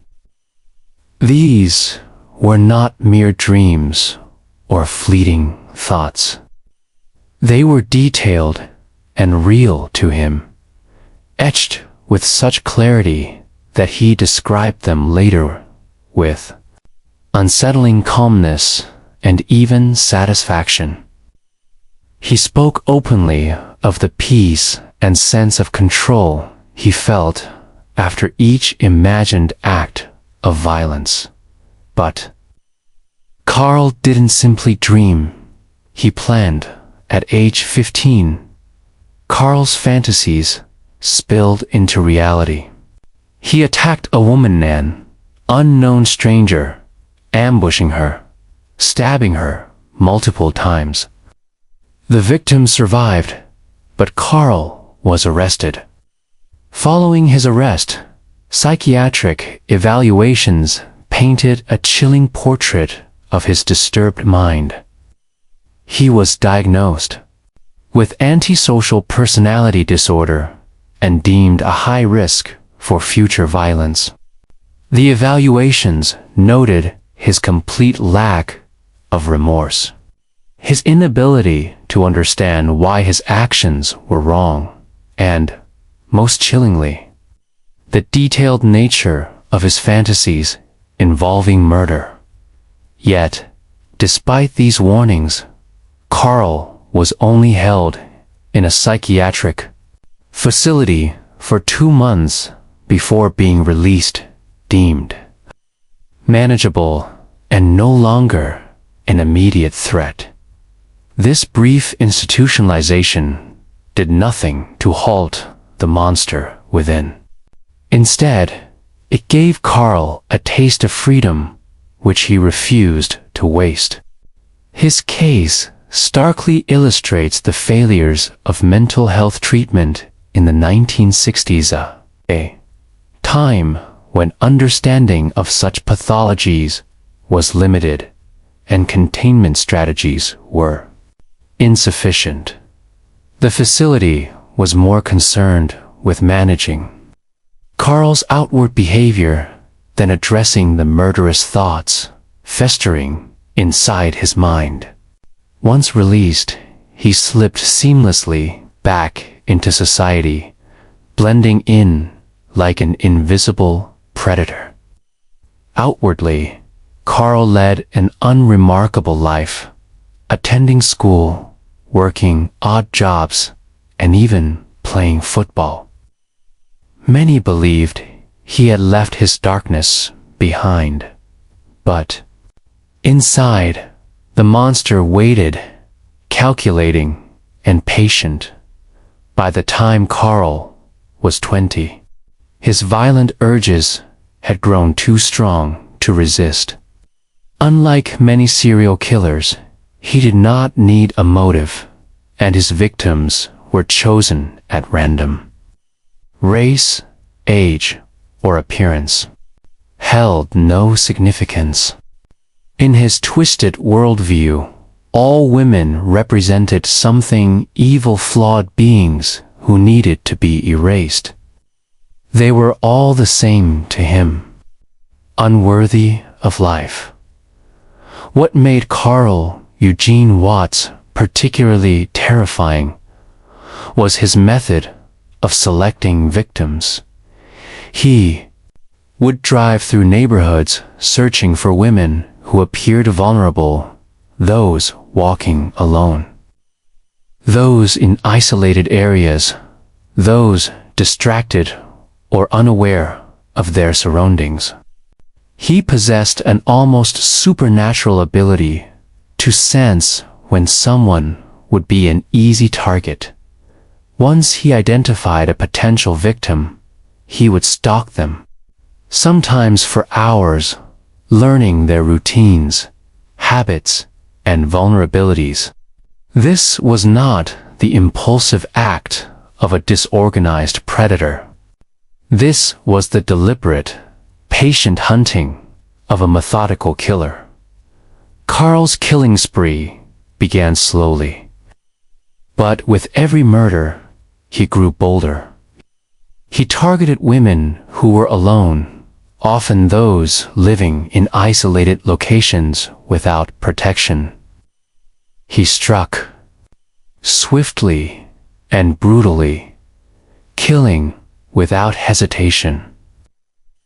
There was no celebration after the act, no trophies taken, no thrill sought. Once a life was taken, he moved on seamlessly, as if nothing had happened, as if he had merely completed a task. For years, authorities remained unaware of the true nature of the violence plaguing their communities.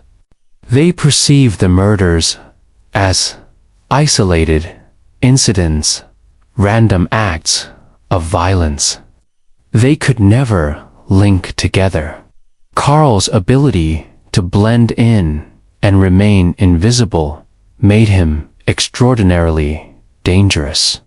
He was not a killer seeking fame or recognition. He wanted only to kill land, to continue killing for as long as possible without getting caught. In 1974, Carl Eugene Watts moved to Detroit. Almost immediately after his arrival, women began dying under mysterious and violent circumstances, in a grim pattern that both baffled and terrorized law enforcement. Carl Eugene Watts's methods were as varied as they were brutal.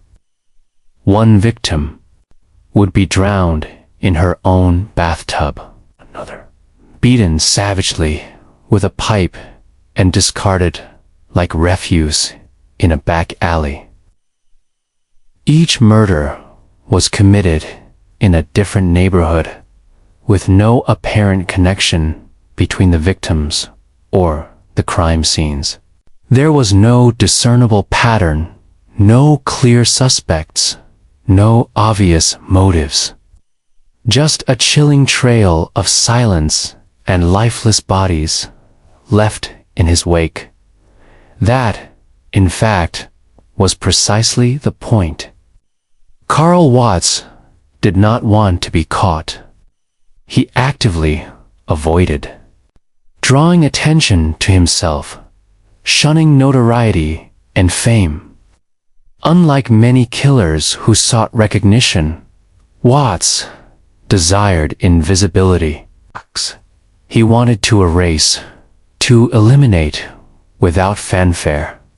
To him, certain women were inherently evil, not because of anything they had done, but simply because of his own visceral feelings. A dark intuition he trusted without question.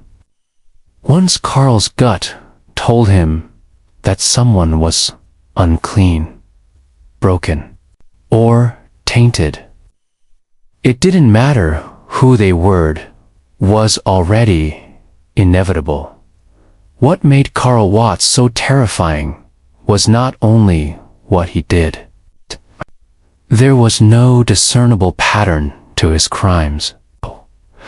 No obvious motive, no personal connection to any of his victims. Instead, he killed swiftly, cleanly, and with chilling purpose. Each murder was executed with a different method: strangulation, blunt force trauma, drowning, stabbing, never repeating the same approach twice. This diversity in modus operandi rendered him effectively invisible to investigators. There was no signature, no calling card, no forensic trail that linked one crime scene to another. Detroit police were ill-equipped to catch him.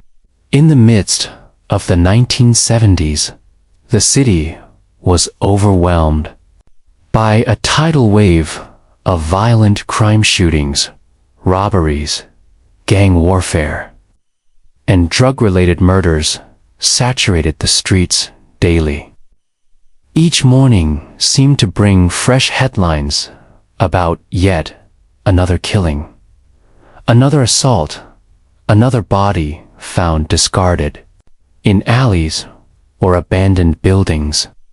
In this chaotic and overburdened environment, Watts thrived.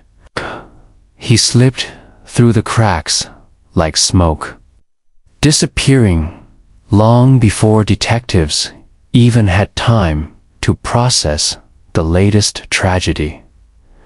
The sheer volume of violence in Detroit during this era created perfect cover for Watts, with the city experiencing one of the highest murder rates in the country, sometimes exceeding 700 homicides per year. Law enforcement was stretched thin and constantly firefighting. Gang conflicts, drug turf wars, and domestic violence cases took up precious resources. In this climate, a few more dead women, especially those from marginalized and vulnerable communities, were often dismissed as routine, tragic statistics. They barely registered as anomalies, providing the perfect hunting ground for a killer who understood that his crimes would be lost in the overwhelming statistical noise. Karl selected his victims with chilling precision. They were women who were alone, isolated, and overlooked by society, those who had no one watching out for them. Among his victims were students, elderly women, and those scraping by on the fringes of society. None of that mattered to him. Once he fixed on someone, once he deemed them broken or unclean, he acted decisively.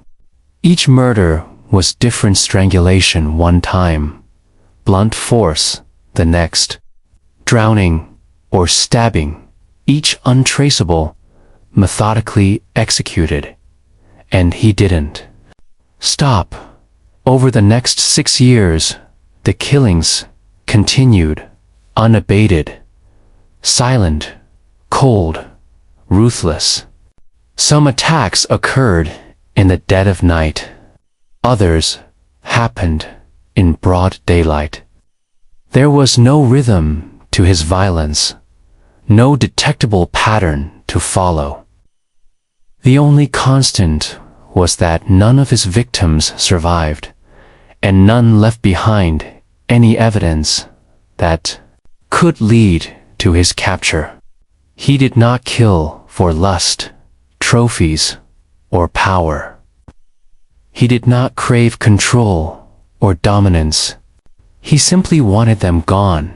By 1981, the city of Detroit had become too small for Watts.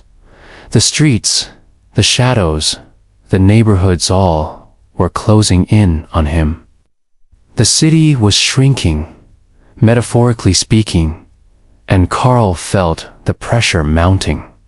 He needed new ground to cover, fresh streets to haunt, and new shadows in which to disappear. So, with calculated intent, he relocated to Houston, Texas, a bigger city with more chaos, more noise, and more places to hide. Within weeks of his arrival in Houston, the killing resumed with the same grim efficiency.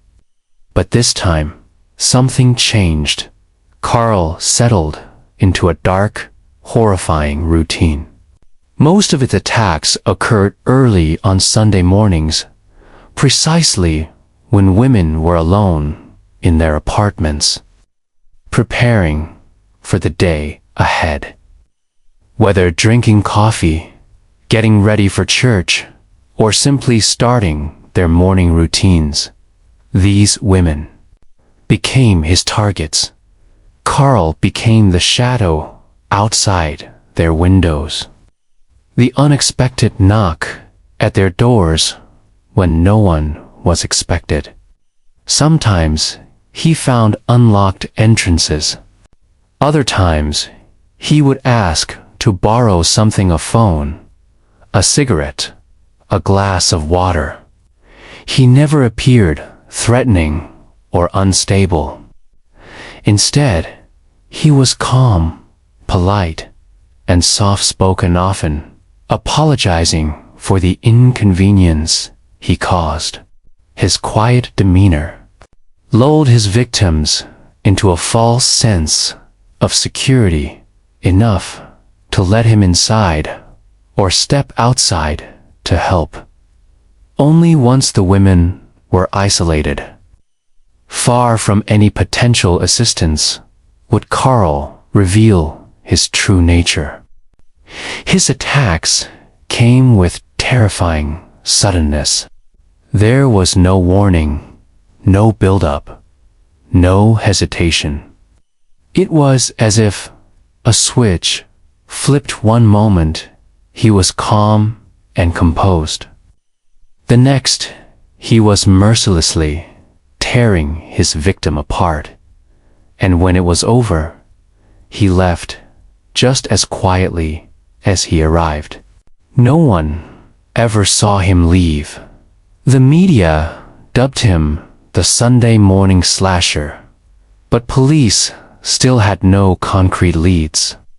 The victims were scattered across Houston's sprawling landscape, the crimes too varied and distant to connect easily. Physical evidence. Law enforcement was no closer to identifying the man behind the murders than on May 23, 1982. Carl made a crucial mistake. That day, he targeted two young women, Melinda Aguilar and Lori Leicester. Forcing his way into their apartment, he tied them up and began to drown Lori in the bathtub. But Melinda was still conscious and she refused to stay bound. Summoning every ounce of strength, she broke free, sprinted to the balcony, and jumped from the second floor. Though her body was battered, bones shattered, feet bloodied, she ran barefoot across the pavement, screaming for help. A neighbor heard her cries and called 911.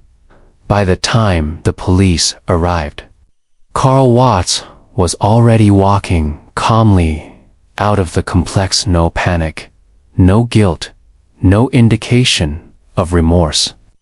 When officers stopped him, he simply looked at them and said, "I'm the one you're looking for. I've done this before." Carl Watts was finally in custody. Once arrested, Watts began confessing to a series of murders' names, locations, methods, dates that had never been made public. Investigators were stunned to learn that he was not just a local killer, but a serial murderer with a nationwide reach. Authorities suspected that Carl was responsible for over 80 murders spanning Texas and Michigan alone. Some even believed the true number of victims was far higher. Yet, despite the scale of his crimes, Watts had been incredibly cautious. He never left behind forensic evidence, no DNA, leaving prosecutors terrified that they might never secure convictions for his homicides. Instead, they struck a controversial deal. Carl confessed to dozens of murders in exchange for immunity from prosecution on those counts. He was charged only with burglary and attempted murder and sentenced to 60 years in prison. The legal system's failings were stark. Under Texas law, because no sexual assault or robbery had occurred in his known crimes, Carl's offenses were classified as non-violent. This classification meant a lighter sentence than warranted. Even more alarmingly, he could be eligible for parole in as little as 5 years. The public was outraged when the terms of this deal became known. Victims' families and citizens alike were horrified that a man with dozens of confessed murders could potentially walk free so soon. But Carl's fate was far from sealed. Michigan authorities had been closely monitoring his case. Detectives began re-examining cold cases and solved murders fitting the timeline and modus operandi of Watts' known crimes. One particular case caught their attention: the 1979 murder of Helen Dutcher, stabbed to death in circumstances similar to those linked to Watts. A witness had seen the attack, but the tip was never thoroughly pursued at the time. Years later, in 2004, after a long silence, that witness finally identified Carl Watts in a police lineup. Michigan moved swiftly, charging Watts with first-degree murder. He was extradited from Texas, and his trial marked the beginning of the end. Carl Watts was convicted for Helen Dutcher's murder and sentenced to life in prison. Yet, the investigation did not end there. Michigan authorities linked him to over 100 murder cases previously dismissed or left unsolved. The true scope of Watts' killing spree began to emerge, revealing one of the most prolific serial killers in American history. Carl, however, remained silent. He refused to speak or show remorse, offering no explanations for his actions. Even in prison, his cold detachment persisted.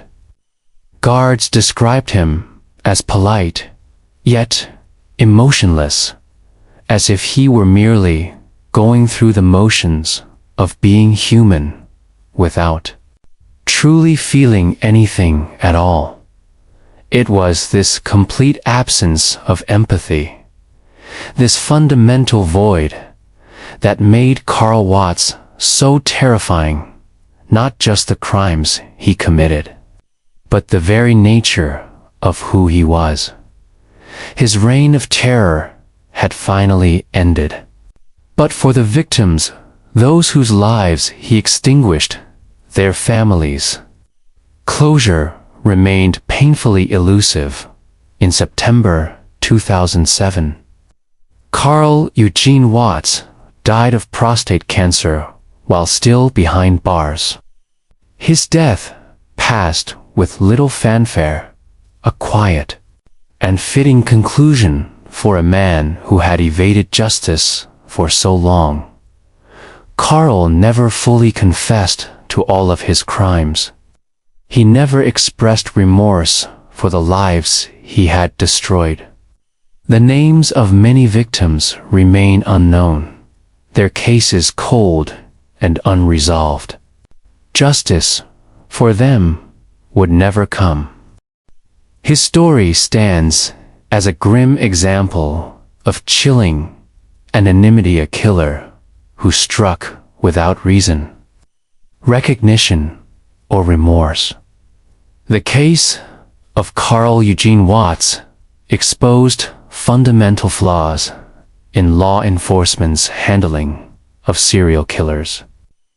Operating across multiple jurisdictions, his ability to kill for decades without detection highlighted the critical need for better communication between police departments, more sophisticated investigative methods, and improved systems for linking crimes across state lines. The Sunday Morning Slasher Task Force, established in response to his killings, became a model for future multi-jurisdictional investigations. In the end, Watts slipped through the cracks for most of his murderous career. And even when caught, the system nearly let him slip away again. Only the persistence of Michigan investigators ensured he would never walk free. But for the families of his victims, then the women, whose names may never be known, the damage had already been done.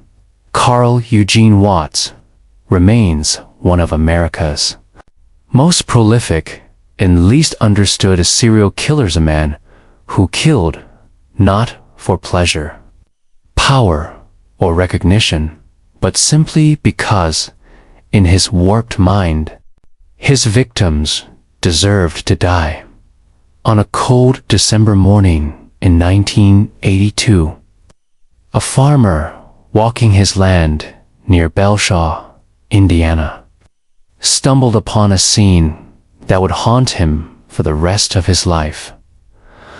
Lying in a cornfield just off Interstate 65 was the body of a young man, brutally stabbed and left to rot. His pants were pulled down around his ankles, and his chest had been carved open with surgical precision. There was no identification, no witnesses, no clues, just another nameless victim dumped like trash alongside America's highways.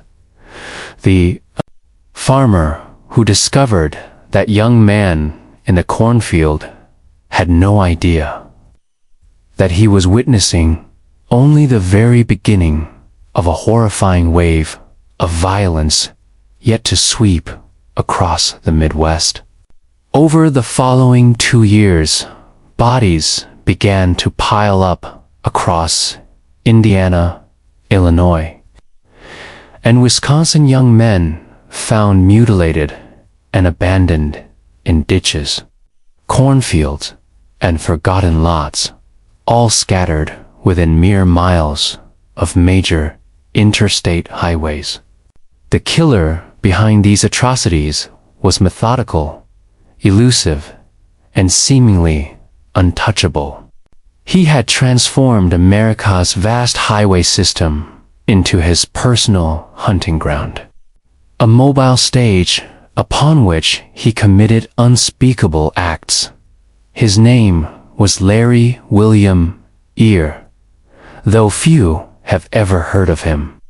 Between 1982 and 1984, Larry roamed the roads of the Midwest, stalking and killing at least 21 victims, though the true number likely remains far higher.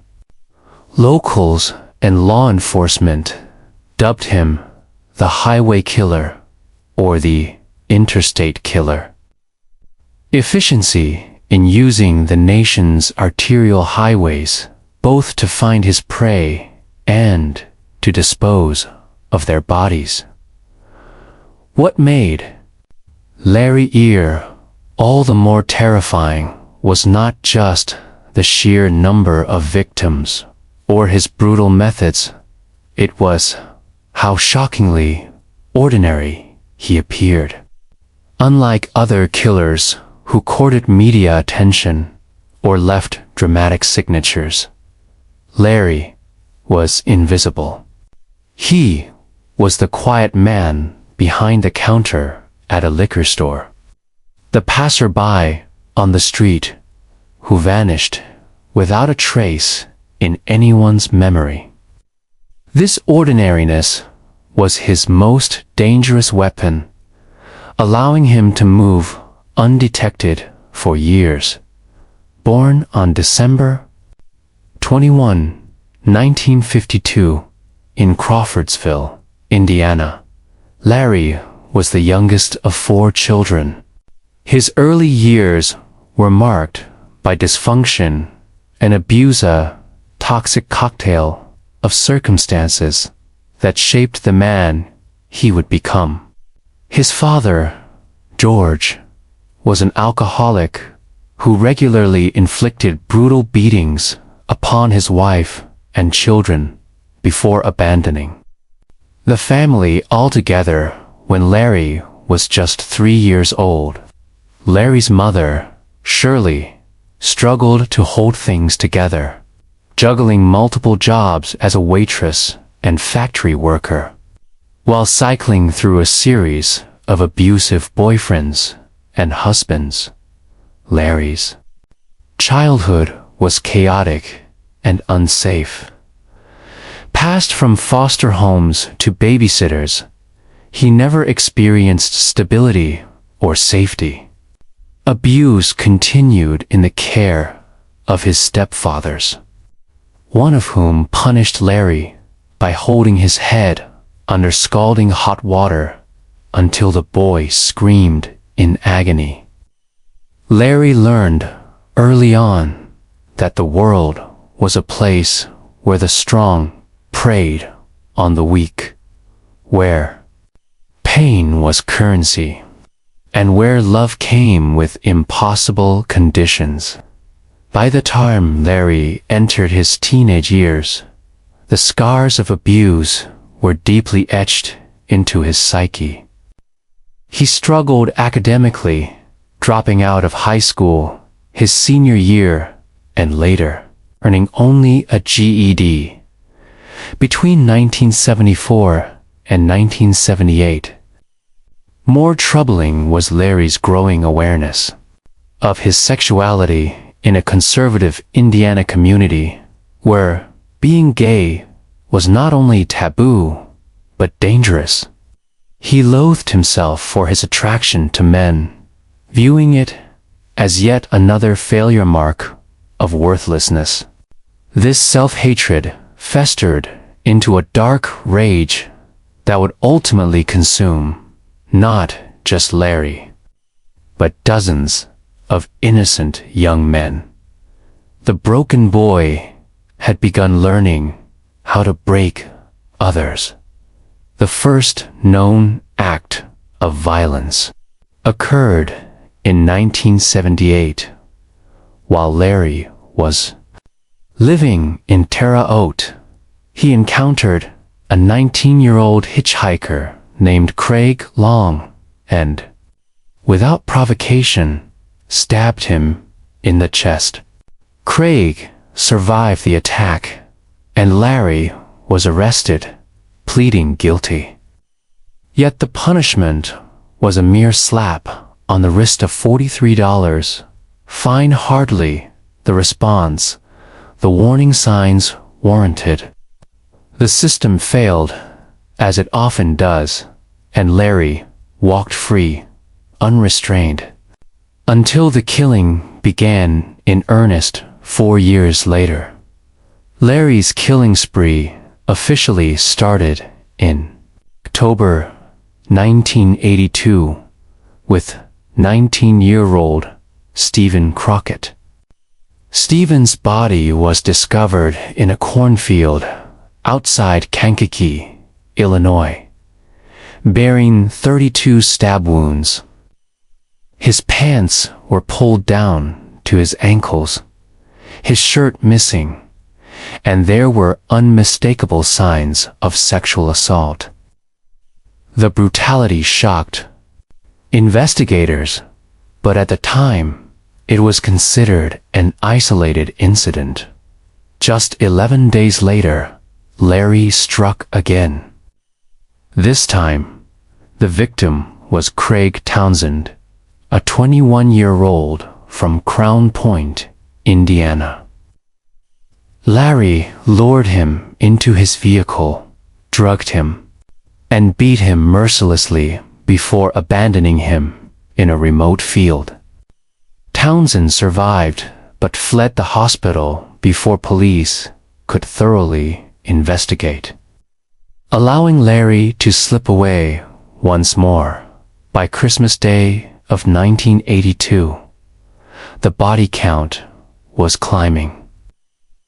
25-year-old John Johnson was found near Lell, Indiana, another victim exhibiting the savage signature of Larry's crimes.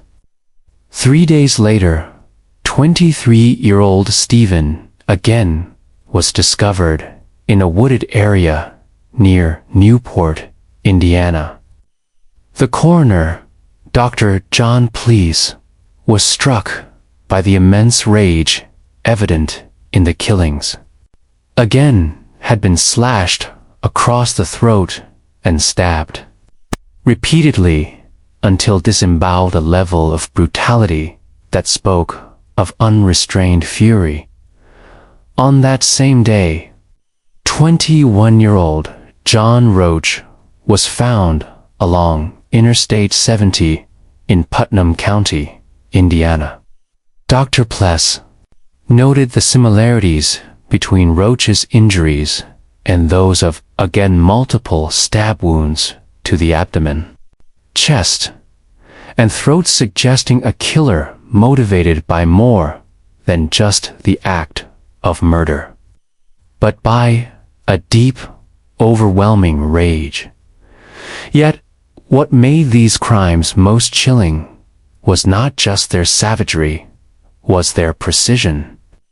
Larry was not a frenzied killer. He was cold, calculating, and deliberate. He would drug his victims with a potent combination of alcohol and sedatives, restrain them with handcuffs or rope, and transport them to isolated locations where he could torture them for hours before finally ending their lives. Larry's signature elements were grotesquely consistent. Victims were found with their pants and underwear pulled down to their ankles, shirts and wallets missing, often stabbed with surgical precision in the chest and abdomen. Some were disemboweled post-mortem, and 4 victims were completely dismembered. The killer appeared to take perverse satisfaction in the degradation of his victims, positioning their bodies in humiliating poses before abandoning them like discarded trash. Larry's mobility made him extraordinarily dangerous. Driving a Ford pickup truck, he traveled constantly along the interstate highways, using these routes to find victims and dispose of bodies. His route often followed U.S. Route 41, connecting the gay communities of Indianapolis and Chicago, where most of his victims were found. His prey came from society's margins: male prostitutes, runaways, hitchhikers, and young gay men frequenting bars in rough neighborhoods. These were people who were often overlooked, and Larry relied on that invisibility. When these men vanished, their absence frequently went unnoticed for days or weeks. When their bodies were discovered, investigations were often cursory at best. Who would fight for justice for a gay prostitute or a runaway teenager? By 1983, Larry's killing spree escalated dramatically. On January 16th, 16-year-old Irvin Gibson was abducted and murdered in Lake County, Illinois. His body wasn't discovered until April, hidden deep in the woods alongside the corpse of a dog that had also been stabbed to death. On March 27th, 27-year-old Edgar Underkoffler was found stabbed to death outside Danville, Illinois. Like Stephen, again, Underkoffler's shoes and socks were removed and replaced with white tube socks. He had never owned a bizarre calling card that Dr. Please had noticed before.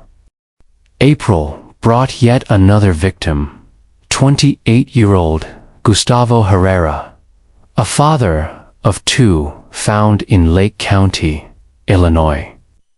Larry had stabbed him multiple times and cut off his right hand, taking it as a trophy, a chilling sign of his escalating sadism.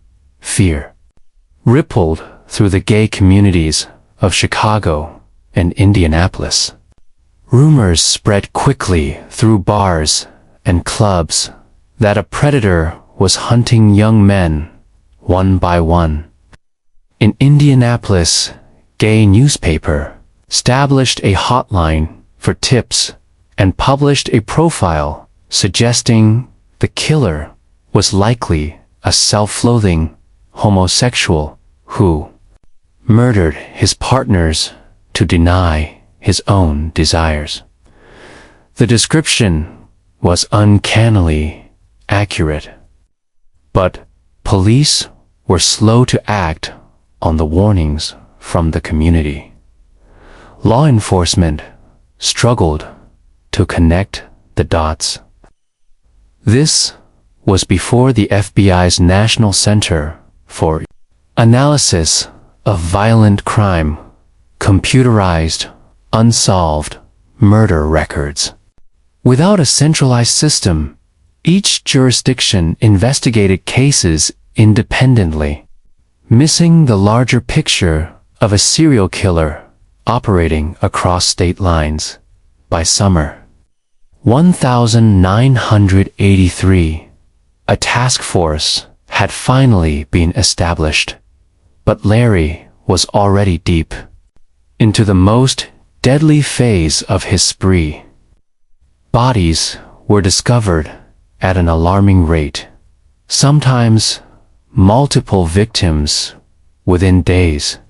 The killer had grown bolder, more confident, and infinitely more dangerous. Then came Larry's first major mistake. On September 30th, 1983. A police officer patrolling Interstate 65 noticed Larry's truck parked on the side of the road. The officer saw two figures moving toward the woods, one clearly bound.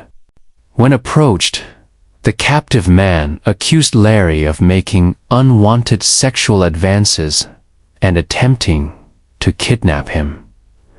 A search of Larry's truck revealed a terrifying collection of items: surgical tape, nylon clothesline, a blood-stained hunting knife, and various other restraints. It was essentially a mobile torture chamber, a traveling kit of death. Yet, inexplicably, Larry was not arrested. The evidence was deemed insufficient, and he was released. Once again, the chance to stop him slipped through the cracks. Just weeks later, Larry claimed what may have been his most vulnerable victim yet: 16-year-old Danielle Bridges. On August 21, 1984, Danielle was abducted from Chicago's Rogers Park neighborhood. Unlike Larry's other victims, Danielle was not involved in prostitution or the bar scene. He was simply a boy in the wrong place at the wrong time. Daniel came from a stable family who reported him missing immediately and never ceased searching. When Daniel's dismembered remains were found in a garbage bag outside Larry's apartment building, police finally had the breakthrough they needed. A witness saw Larry disposing of the bag, and the forensic evidence finally linked Larry directly to the murder that would bring his reign of terror to an end. Blood found inside his apartment matched the DNA profile of Danielle Bridges, the young boy whose dismembered remains had been discovered mere steps from Larry's own residence. For the first time, the authorities held concrete, undeniable proof. Larry was arrested, charged, and the shadow that had haunted the Midwest's highways was finally captured. Yet, as the trial progressed, the full breadth of Larry's crimes remained a dark mystery. Prosecutors initially believed they were dealing with a killer responsible for perhaps a dozen deaths. What they didn't realize was that the true toll was nearly double that number.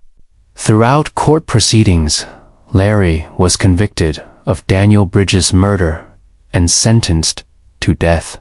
They also faced conviction for the murder of Stephen, again receiving a lengthy 60-year prison sentence.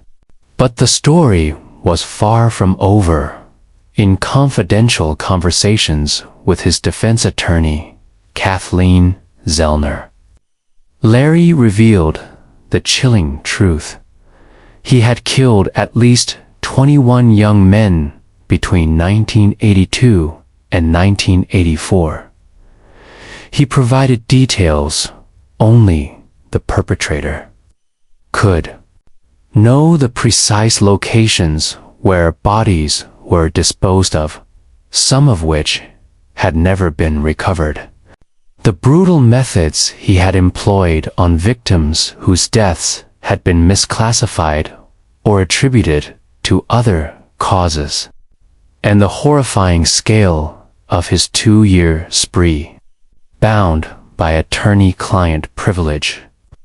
Zellner was legally obligated to keep these confessions confidential for as long as Larry lived. However, She made it clear she would release the information to the public once he had passed away. That day came far sooner than anticipated. On March 6, 1994, Larry William Ear died from AIDS-related complications inside his cell at Menard Correctional Center. He was just 41 years old and had spent 8 years on death row.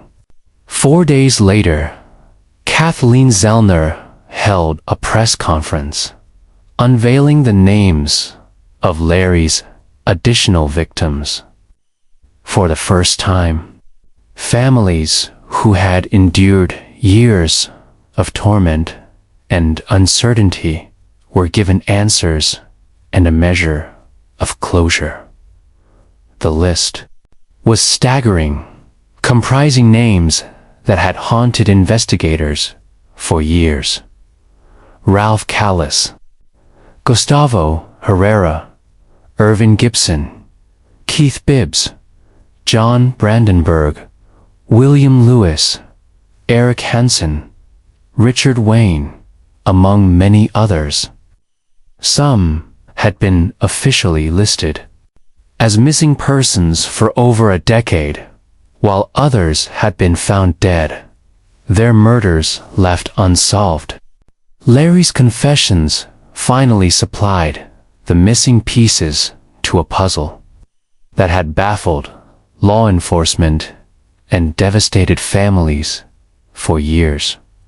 What makes Larry Ear's story so profoundly chilling isn't just the scale of his atrocities or the savage brutality with which he executed them. It is the horrifying ease with which he slipped through the cracks of the American justice system. Twit, during his murderous spree. He was arrested and released once due to legal technicalities, once due to insufficient evidence. How many lives could have been spared if the system had worked as it was meant to? Larry was the perfect storm of factors that gave rise to a serial killer. His childhood abuse and abandonment laid the groundwork of rage and violence. His struggle with his sexuality in a deeply homophobic society festered that rage, turning it inward and then outward toward those who reflected the parts of himself he despised.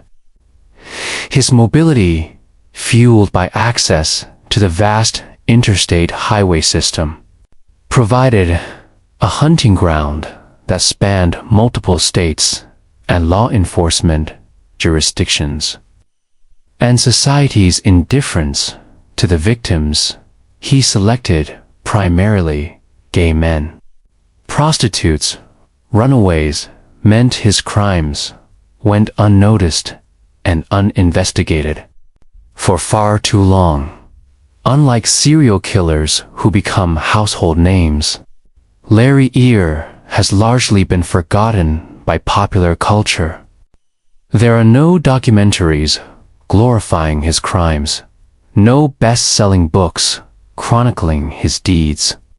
His story is too brutal, too uncomfortable, and too close to home for mainstream consumption. But the victims deserve remembrance. Their families deserve their stories told today. Advances in DNA, technology, and genealogy have finally given names back to many of Larry's victims. Organizations like the DNA Do Project have worked tirelessly to identify remains found across the Midwest. In the 1980s, Keith Bibbs, John Brandenburg, William Lewis, and others who were more than just statistics or case numbers They were sons, brothers, friends, individuals whose lives were brutally cut short by a predator who saw them as less than human. The highways where Larry once hunted have since transformed. Bolstered by technological advancements and increased security measures, making it far more difficult for a similar predator to operate undetected today. Yet the fundamental problems that allowed Esprit to continue society's indifference toward marginalized communities, jurisdictional barriers within law enforcement, and the systemic ease with which dangerous individuals can slip through. Legal cracks persist to this day. Larry Ear proved that the most dangerous predators are often those hiding in plain sight. He wasn't a grotesque monster lurking in shadows or abandoned buildings. He was the man working quietly at a liquor store with friends and lovers who seemed ordinary to everyone who knew him. That ordinariness was his deadliest weapon, allowing him to kill repeatedly while remaining virtually invisible to law enforcement. In the end, Larry Ear's legacy is one of missed opportunities, systemic failures, and lives lost to a killer who should have been stopped long before he was. His story serves as a haunting reminder that evil doesn't always announce itself with fanfare or warning signs. Sometimes it drives a pickup truck along the interstate, searching for its next victim among the most vulnerable members of society. The highway killer is gone, but his victims will never be forgotten. Their names live on in the memories of those who loved them, in the case files of the detectives who fought for justice, and in the history of one of America's most prolific yet largely unknown serial killers. Larry Ear may have escaped the notoriety of more infamous murderers, but he can never escape the truth of what he was: a predator who turned America's highways into deadly hunting grounds for the innocent.